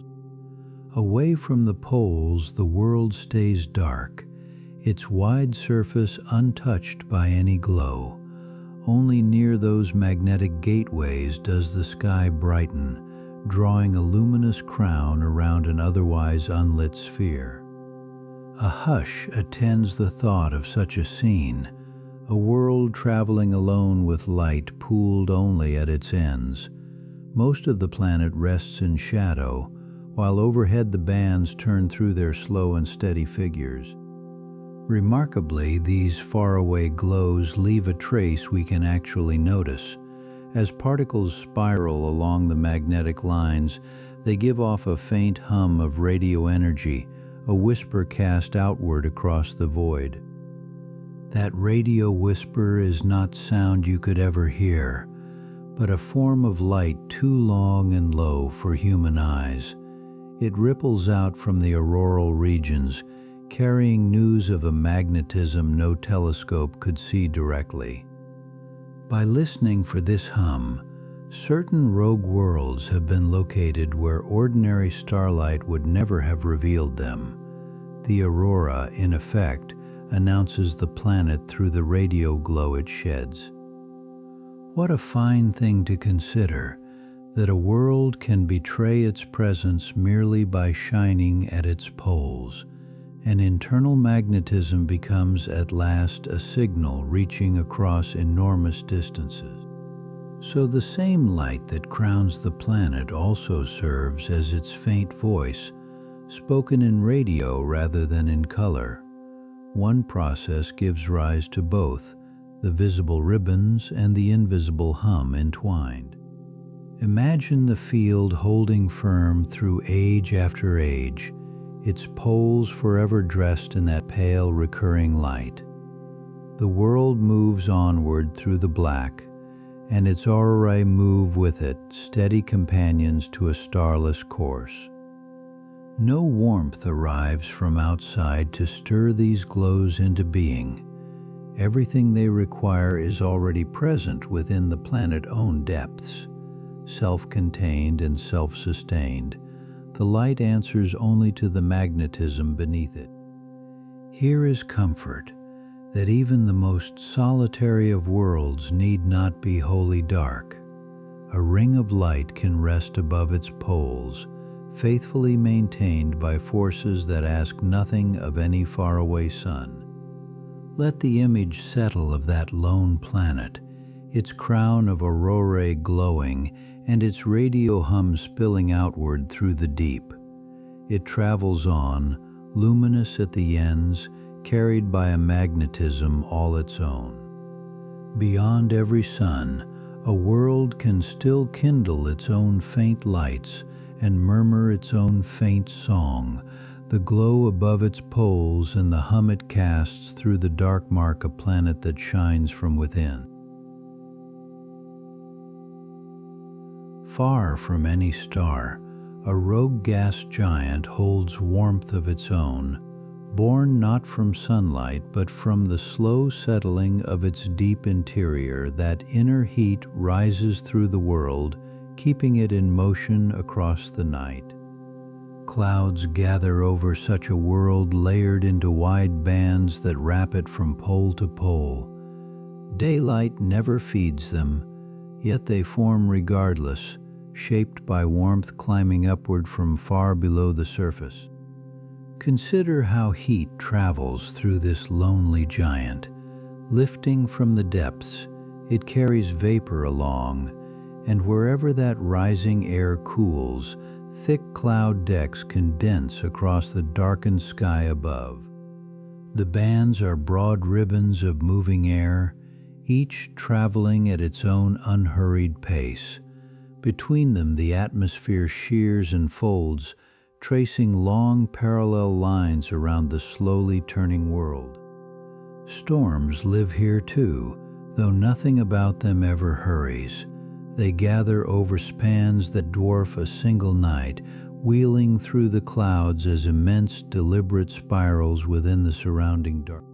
Picture a storm outlasting 100 sunrises it will never witness. On a starless world, weather keeps no daily clock, so its great vortices turn and turn to a rhythm entirely their own. Rising warmth drives every cloud and every band across this planet.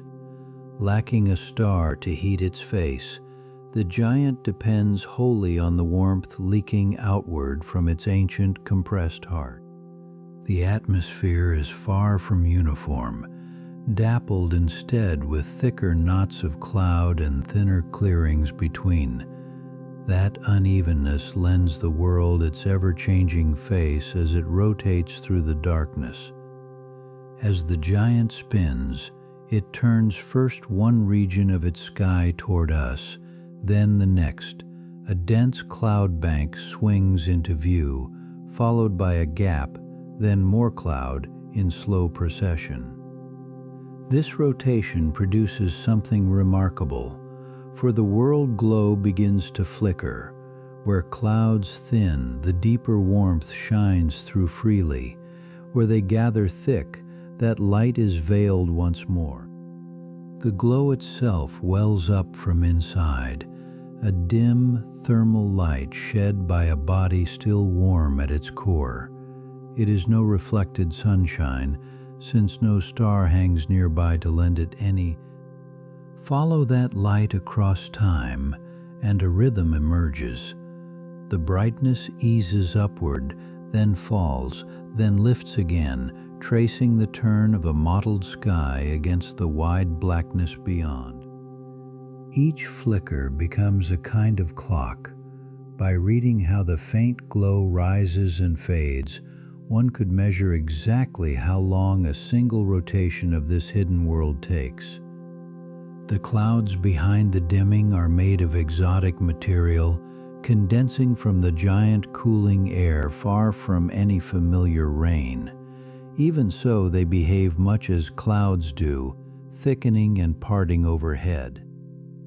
Below the visible deck lie further layers, stacked at differing depths and temperatures. Warmth threading through them keeps the whole atmosphere circulating, never coming to rest and never wholly stopping.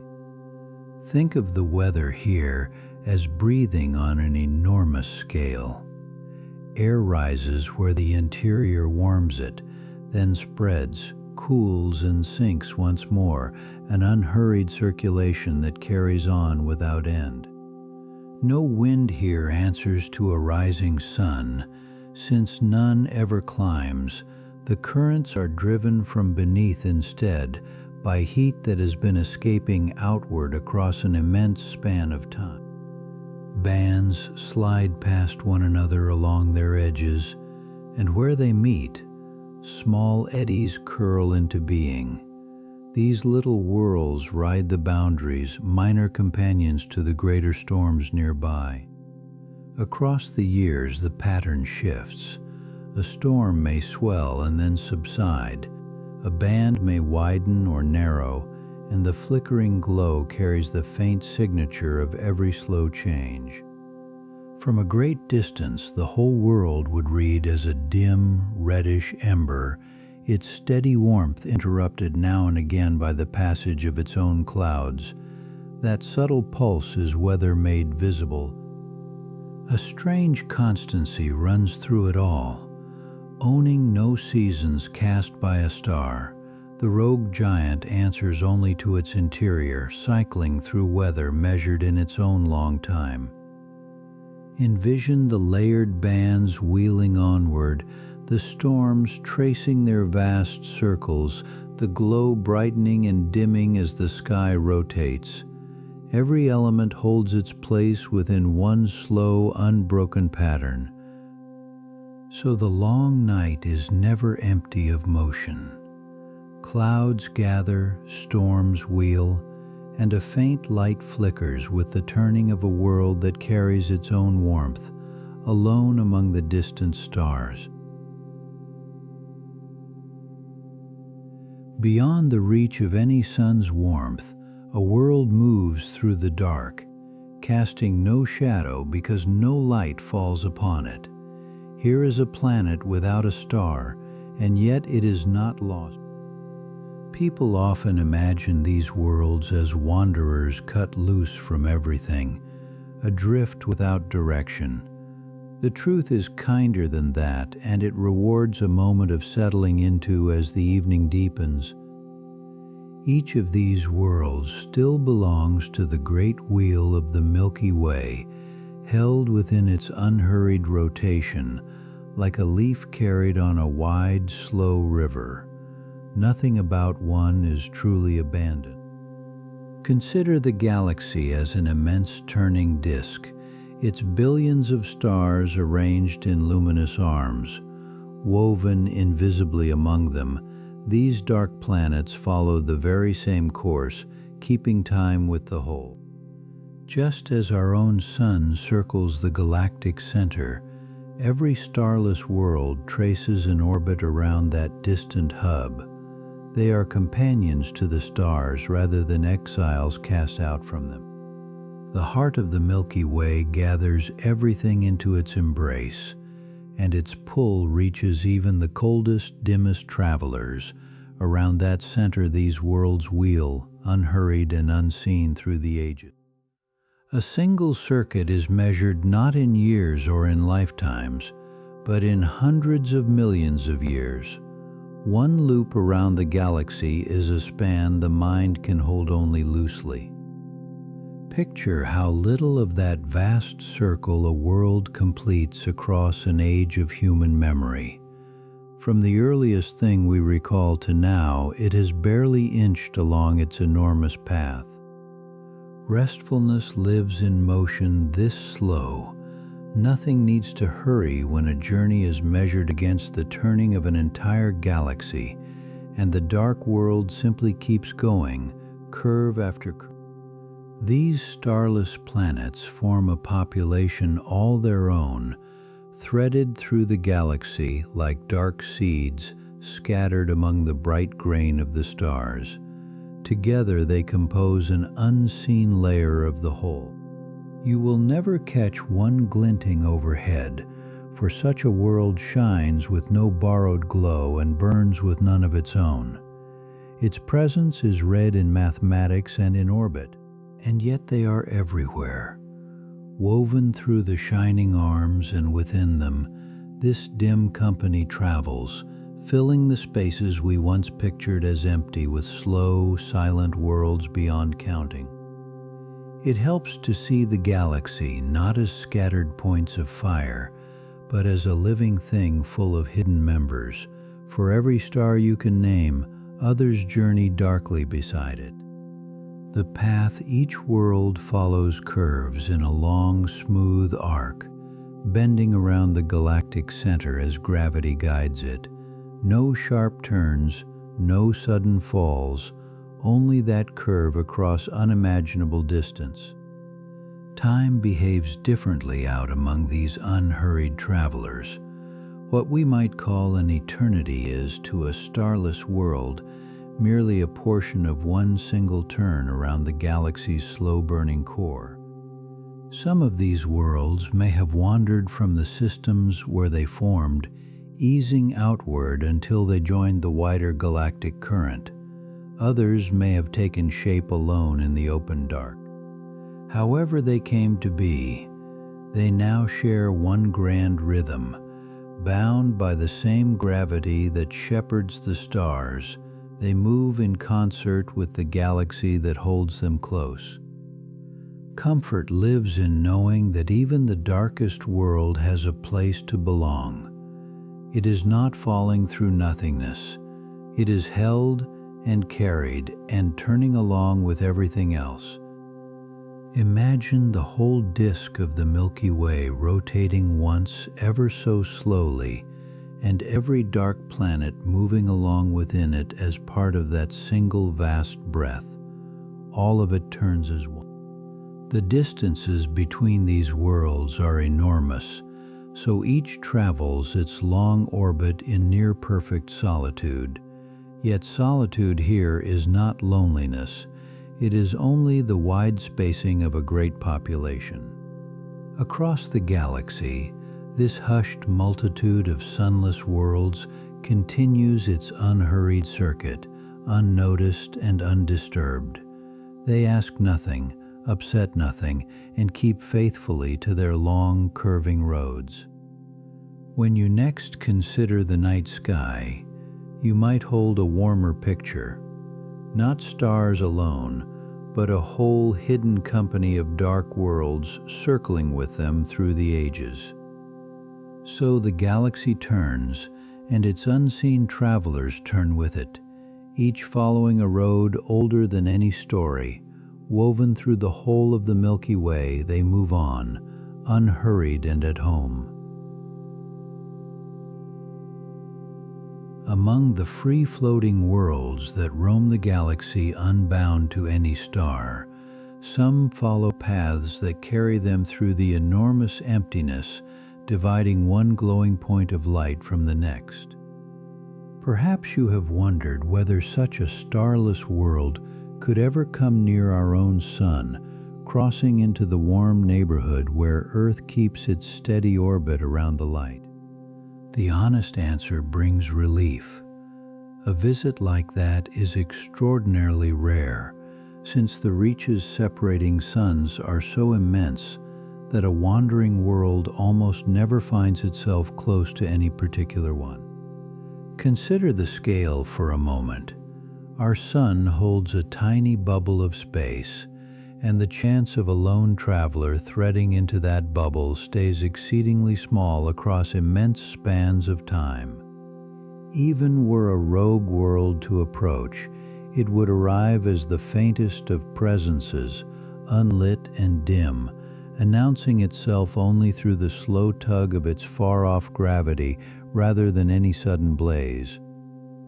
No crash would follow, no collision, no fiery streak overhead. A passing world of this kind would glide along its own course, holding to the wide margins of the outer dark. Carrying no star to illuminate it, such a body sheds almost nothing to the eye, and it would slip through the distant edges of the solar system as a shadow among shadows. Its pace, too, would seem unhurried against the backdrop of eternity. A rogue world crossing interstellar space moves slowly by cosmic reckoning, easing past rather than rushing toward anything. For that reason, should one ever wander near, it would pose no danger to us. Earth would continue its familiar circle, the seasons turning as they always have, undisturbed by the far-off guest. Recall how thinly these worlds are scattered. Between us and the closest suns stretch oceans of vacuum so deep that a single wandering planet is like one grain adrift in a darkened hull. The nearest rogue world we currently know of keeps its station far away, holding a distance of about 7 light-years as it hangs there in the frozen reaches beyond. 7 light-years is a span almost past imagining. Light itself, the swiftest messenger we know, would need 7 full years to cross the gulf lying between that lonely world and our own. That faraway body has no reason to come any closer. It simply exists in its own cold pocket of the galaxy, holding its remove in the deep chill where starlight barely reaches. Think of it as a neighbor who never knocks, content to stay far off across an unlit field, its presence known to us only through careful observation gathered over long stretches. Nothing about its position hints at approach or arrival. Year upon year it holds firm in the darkness, an emberless world that keeps to itself amid the immense silence dividing the suns. For a world to reach us from so great a remove, it would journey through spans of time longer than the mind can easily hold, and even then its route would most likely miss us entirely. Here lies the great mercy of cosmic distance.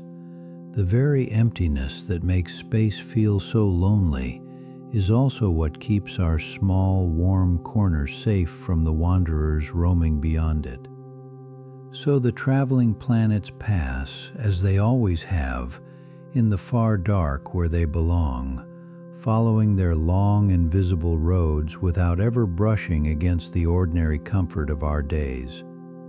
Should the light of some future instrument catch one crossing the outskirts, it would show as a slow, dim mote, moving with the unbothered ease of something that has come a very long way. A sighting of that kind would be a wonder, never a warning. To glimpse a starless world in transit would mean witnessing one of the rarest hushed events the galaxy can offer and nothing more. The cold enveloping these travelers is part of what renders them so faint. Lacking a sun to warm them, they hold only the dimmest inner heat, glowing at wavelengths our eyes were never built to see. And so the record stands as a reassuring one. The nearest known wanderer remains 7 light years off. Our sun keeps its small bright company undisturbed, and the vast dark between stays comfortingly wide. A certain peace settles in knowing this. The night sky above you holds no approaching stranger, only remote, unrushed worlds keeping their long vigil far away, each one settled into the deep and holding fast. Let the pace slow further still, cooling and quieting like a world far from any sun. Each thought that rises can simply cool and fade, drifting down into the dark without a sound. You are doing nothing now but breathing, and even that is growing gentle and small. Rest in this coolness, this ease, before we drift a little further on. Beyond the reach of any single sun, a lone world glides through the deep, bound to nothing and answering to no star, tracing a path written across the whole galaxy rather than around a single fire. Astronomers call such worlds nomads, since they belong to no planetary family and keep no yearly orbit, roaming instead through vast reaches where every star's light arrives faint and thinly spread. You may wonder how anyone could know these wanderers exist, given that they carry no glow of their own and pass far too distant for any hand to reach. Part of the answer arrived unannounced, when a small visitor from outside our solar system swept near our own sun and for a short while allowed itself to be glimpsed. That traveler was named Oumuamua, a word meaning a scout or messenger reaching toward us from afar, and it became the first object ever confirmed to originate beyond our neighborhood. It was no planet, merely a modest fragment tumbling through empty space, yet its visit carried a small piece of news that reshaped how we picture the gulfs dividing the stars. Its trajectory told the tale plainly. Having formed elsewhere, it had fallen inward from interstellar distances, crossed near the sun, and pressed onward without ever pausing to remain. After Oumuamua came a second arrival, a comet given the name Borisov, and this one trailed a faint veil of vapor as it curved through the inner solar system. Borisov also proved to be a stranger from elsewhere, its motion betraying an origin around some other star, its ices carrying the chemistry of a birthplace we will never behold. Neither of these visitors was a world in its own right, and holding that distinction clearly helps as the wider picture eases into view. What they offered instead was evidence, real and measurable, that objects genuinely journey from one stellar realm to another across separations almost too immense to picture. Consider what that modestly implies. If small fragments and icy comets can traverse the expanses dividing suns, then surely grander travelers must be out there too. A comet is a slight thing beside a full planet, yet the same forces that shake small bodies loose can also cast entire worlds outward into the surrounding dark. These two brief visitors thus become a kind of hint, small emissaries suggesting a far larger population of nomads that simply never happened to sweep close enough to be marked. Picture the void separating the stars not as barren and unchanging, but as a slow river through which countless objects have been moving for billions of years. Most of that river runs unseen, its currents bearing stones, ices, and perhaps whole planets along routes no telescope has yet been lucky enough to catch. The visitors we did notice were fleeting, lingering for only weeks or months before continuing on, their brief passage a rare stroke of timing across an ocean of ages. For every wanderer that happens to cross our region, the reasoning holds a great many more slip by unnoticed, threading the darkness far from any watchful eye. Here lies the unhurried logic that leads from comets toward worlds, the same wide gulfs, the same long crossings, only with something far larger moving through them. A free-floating planet would make no blazing approach and trail no glowing tail, so it could pass through our region wholly unseen, revealing nothing of its passage.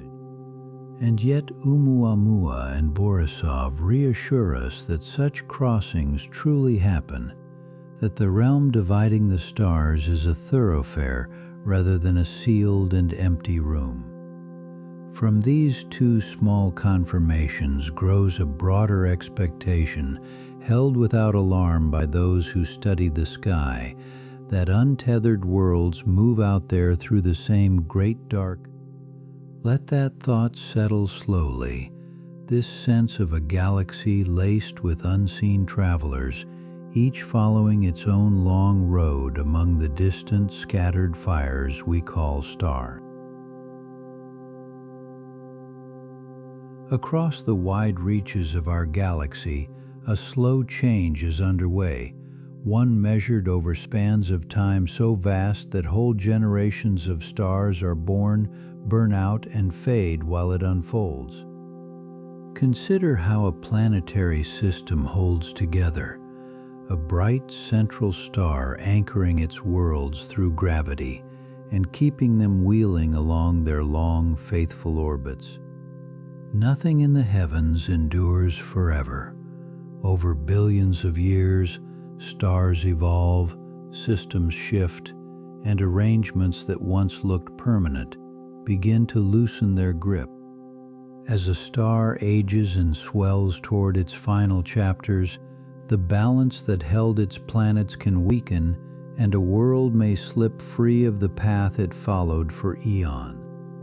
Others are set loose by chance, when a neighboring star tugs at a system in its crowded early days, nudging a distant world outward until it wanders away for good.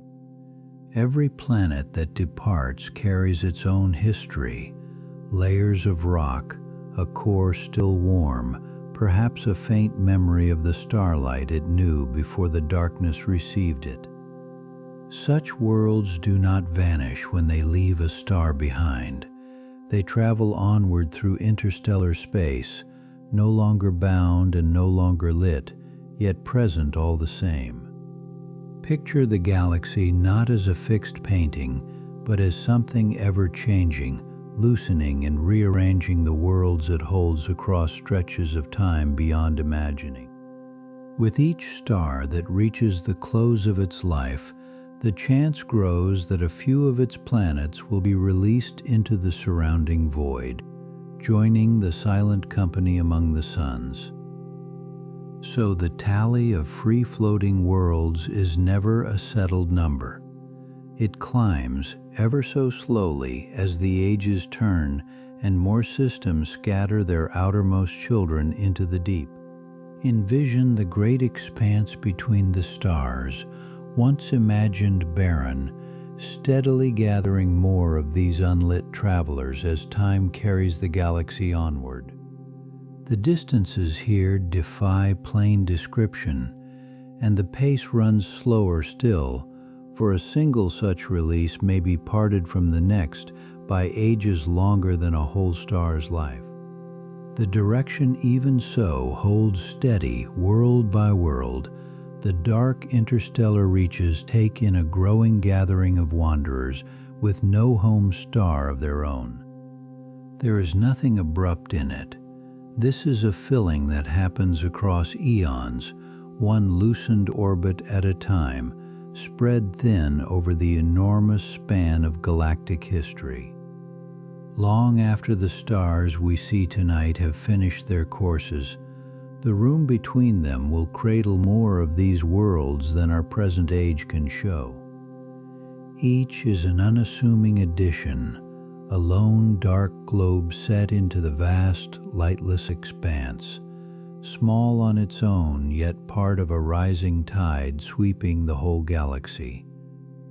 The stars grow fewer and dimmer as the ages deepen, while the population of sunless worlds moving among them only keeps swelling in their long absence.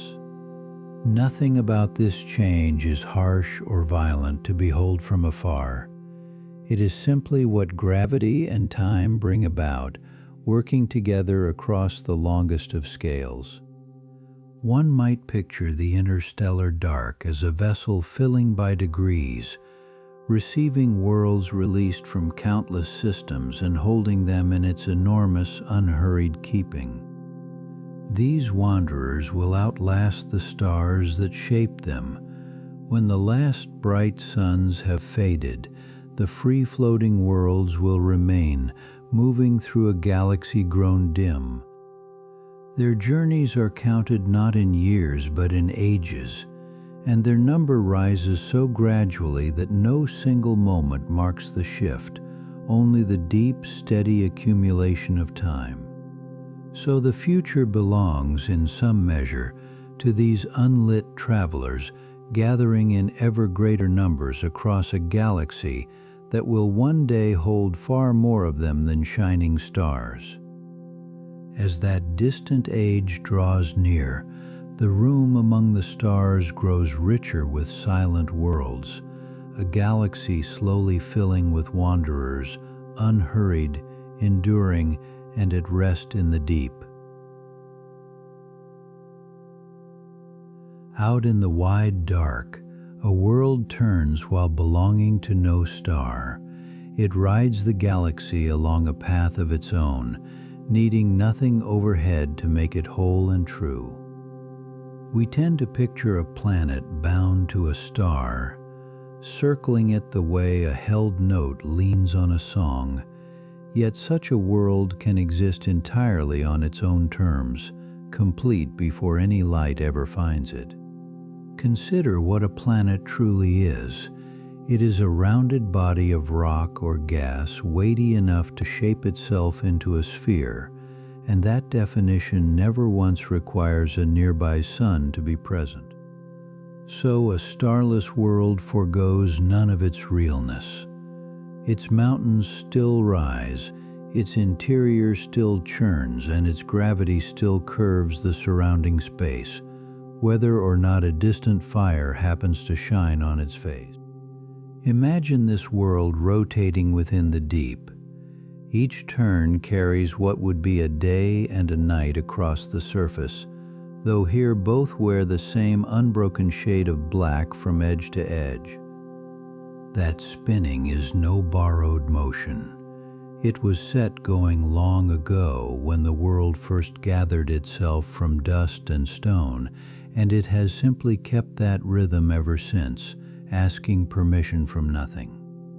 Beneath the crust, warmth endures, heat left from the world's formation, joined by the slow decay of elements within, keeps the interior alive with a glow that owes itself to no outside source. That inner heat is the world's own possession. It rises through rock and mantle in unhurried currents, a private circulation that could, in principle, hold an ocean liquid beneath a thick ceiling of ice. There is dignity in keeping your own warmth. Rather than waiting to be heated from above, This world carries its fire inward, generated and held, a hearth sealed within stone across the ages. Now widen your attention to what might travel beside it. A wanderer can still keep moons, small companions caught in its gravity, circling faithfully through the same lightless expanse. Those moons feel no confusion about the absent sun. They answer only to the pull of the world they orbit, tracing loops around it exactly as any moon has ever circled any planet anywhere. So the lone world is not truly solitary in the way we first assume. It may journey as a small household, a central body and its attending moons, a complete little system moving as one. Nothing about this arrangement is broken or unfinished. Each part does its work. The world rotates, the moons circle, the warmth ascends, and the whole hushed machine runs on without an audience. Overhead hangs a sky that gives nothing and takes nothing. No blazing disk crosses it, and no daily glare arrives to command the hours, only the faraway shimmer of other suns too remote to touch. And the world asks nothing of that sky in return. It does not lean toward a star for heat, does not rely on borrowed light, does not need the heavens to arrange themselves for its sake. In this lies a self-possession we rarely grant to distant things. Here is a world carrying within itself nearly everything it requires, wanting for little that lies beyond its own outer edge. Its landscapes exist without ever being lit. Ranges and plains and frozen fields stretch across the surface in perfect form, complete whether or not any eye or any daylight ever falls upon them. The rock knows nothing of loneliness, for loneliness is a feeling, and feeling belongs to us. The world simply is, whole and turning, untroubled by the empty distances surrounding it on every side. Perhaps that is the deeper lesson these worlds offer. Wholeness need not be granted from outside. A thing can be entirely itself while journeying unaccompanied through an immense and unlit expanse. A starless world keeps its shape, keeps its spin, keeps its inner glow, and keeps its small circling moons, and by holding all of this it lacks nothing that a world beside a sun would have. There is a settled grace in such completeness. To move through the deep, self-warmed and self-turning, tethered to no star yet missing no essential part, is a form of wholeness all its own.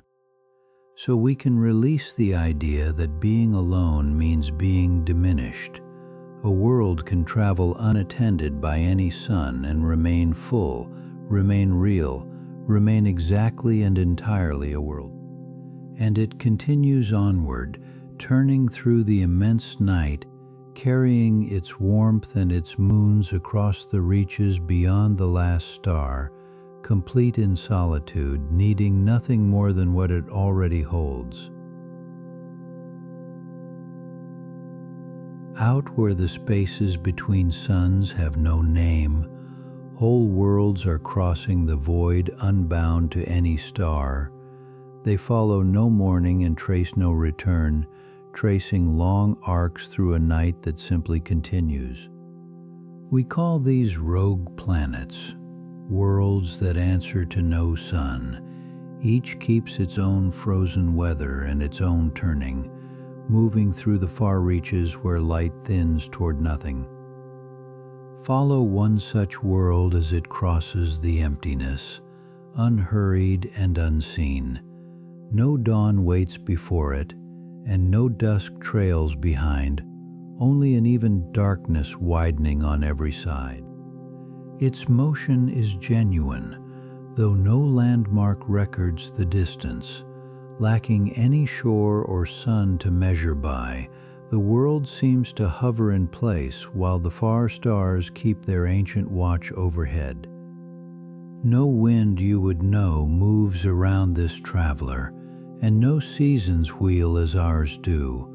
What remains is the long cold and an unbroken passage onward that asks for nothing in return. Far from the warmth of any star, the surface holds a chill beyond the deepest earthly winter. Heat kept from the world's own making seeps upward, faint yet enduring, warming the depths from beneath. Turn now to how such a world came to roam. Some were flung loose from the systems that shaped them, cast outward by a larger neighbor's pull into the open and lightless expanse. Others gathered on their own, condensing from clouds of gas and dust that never found a sun to circle. Born unbound, they have known only the long road among the distant fires. However they began, their journeys now span reaches of time nearly impossible to hold. One crossing from star to star can outlast whole ages of a living world, unmarked and serene. Weigh how enormous the gulfs are that separate these wanderers. Light itself, swiftest of all things, would need years to travel from one lonely world across to the next. Even so, they are far from rare. Astronomers suspect these free worlds are many, threaded through the galaxy in numbers we are only starting to sense, each turning beyond any watching eye. So as you settle toward rest, recall that the dark holds more than emptiness. It is woven with these travelers, unseen and unnumbered, each following a course older than any memory. Every one of these worlds spins on alone, wheeling slowly through a night without an edge. Its rotation raises no sunrise, only the same low rolling of the ground beneath unchanging stars. On such a place, day and night would wear the same face, both cloaked in one enduring shadow. Time would still move, kept by the turning, yet nothing would climb to mark an hour. Above the frozen crust, a slim veil of atmosphere may cling to some of these worlds. It wraps them like a blanket set against the cold, sealing in the last warmth of their birth. Deeper down, where pressure mounts, a few of these wanderers might cradle oceans of liquid water. Locked beneath thick ice and starless skies, such seas would rest untroubled through the long night. Let the true scale of it settle over you. Countless worlds, each unlit and unhurried, each turning through the cold along a path no map has ever charted. A rare peace lives in their motion, untouched by hurry or by any hand. They ask nothing and answer to nothing, moving onward through the wide and welcoming dark. The stars they pass lie distant beyond reckoning, small lights that never draw closer to a rogue world. Even the nearest sun is one brighter grain among uncounted others, keeping its far watch. And so the long crossing goes on mile after unmeasured mile, across a hush so wide it feels almost tender. Nothing rushes here and nothing lags, for no shore lies ahead to reach. Somewhere in that vast dark, one of these worlds is turning even now. Its slow rotation carries the cold surface around and around, unwitnessed beneath a sky of steady and remote light. Let that unhurried drift carry your thoughts outward, past the reach of every star. Sense how even it is, how untroubled this endless turning through space that holds its silence. Countless worlds are roaming the dark tonight, unseen and unafraid, each moving through the cold on its own long and easy course, while high above the stars keep their ageless watch.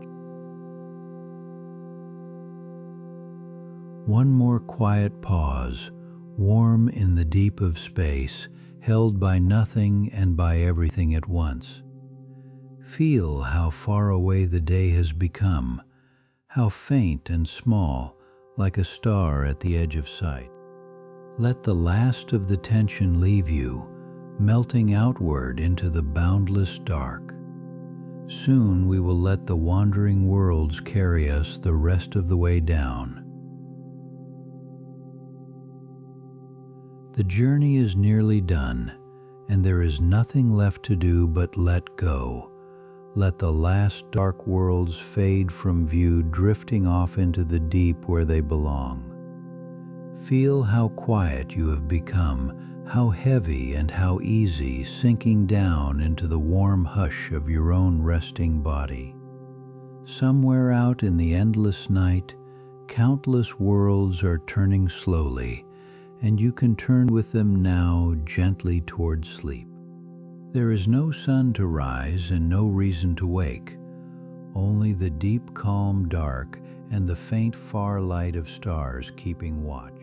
Sleep now, deeply and well, safe and warm, and let the silent wanderers carry you all the way down into rest. Good night.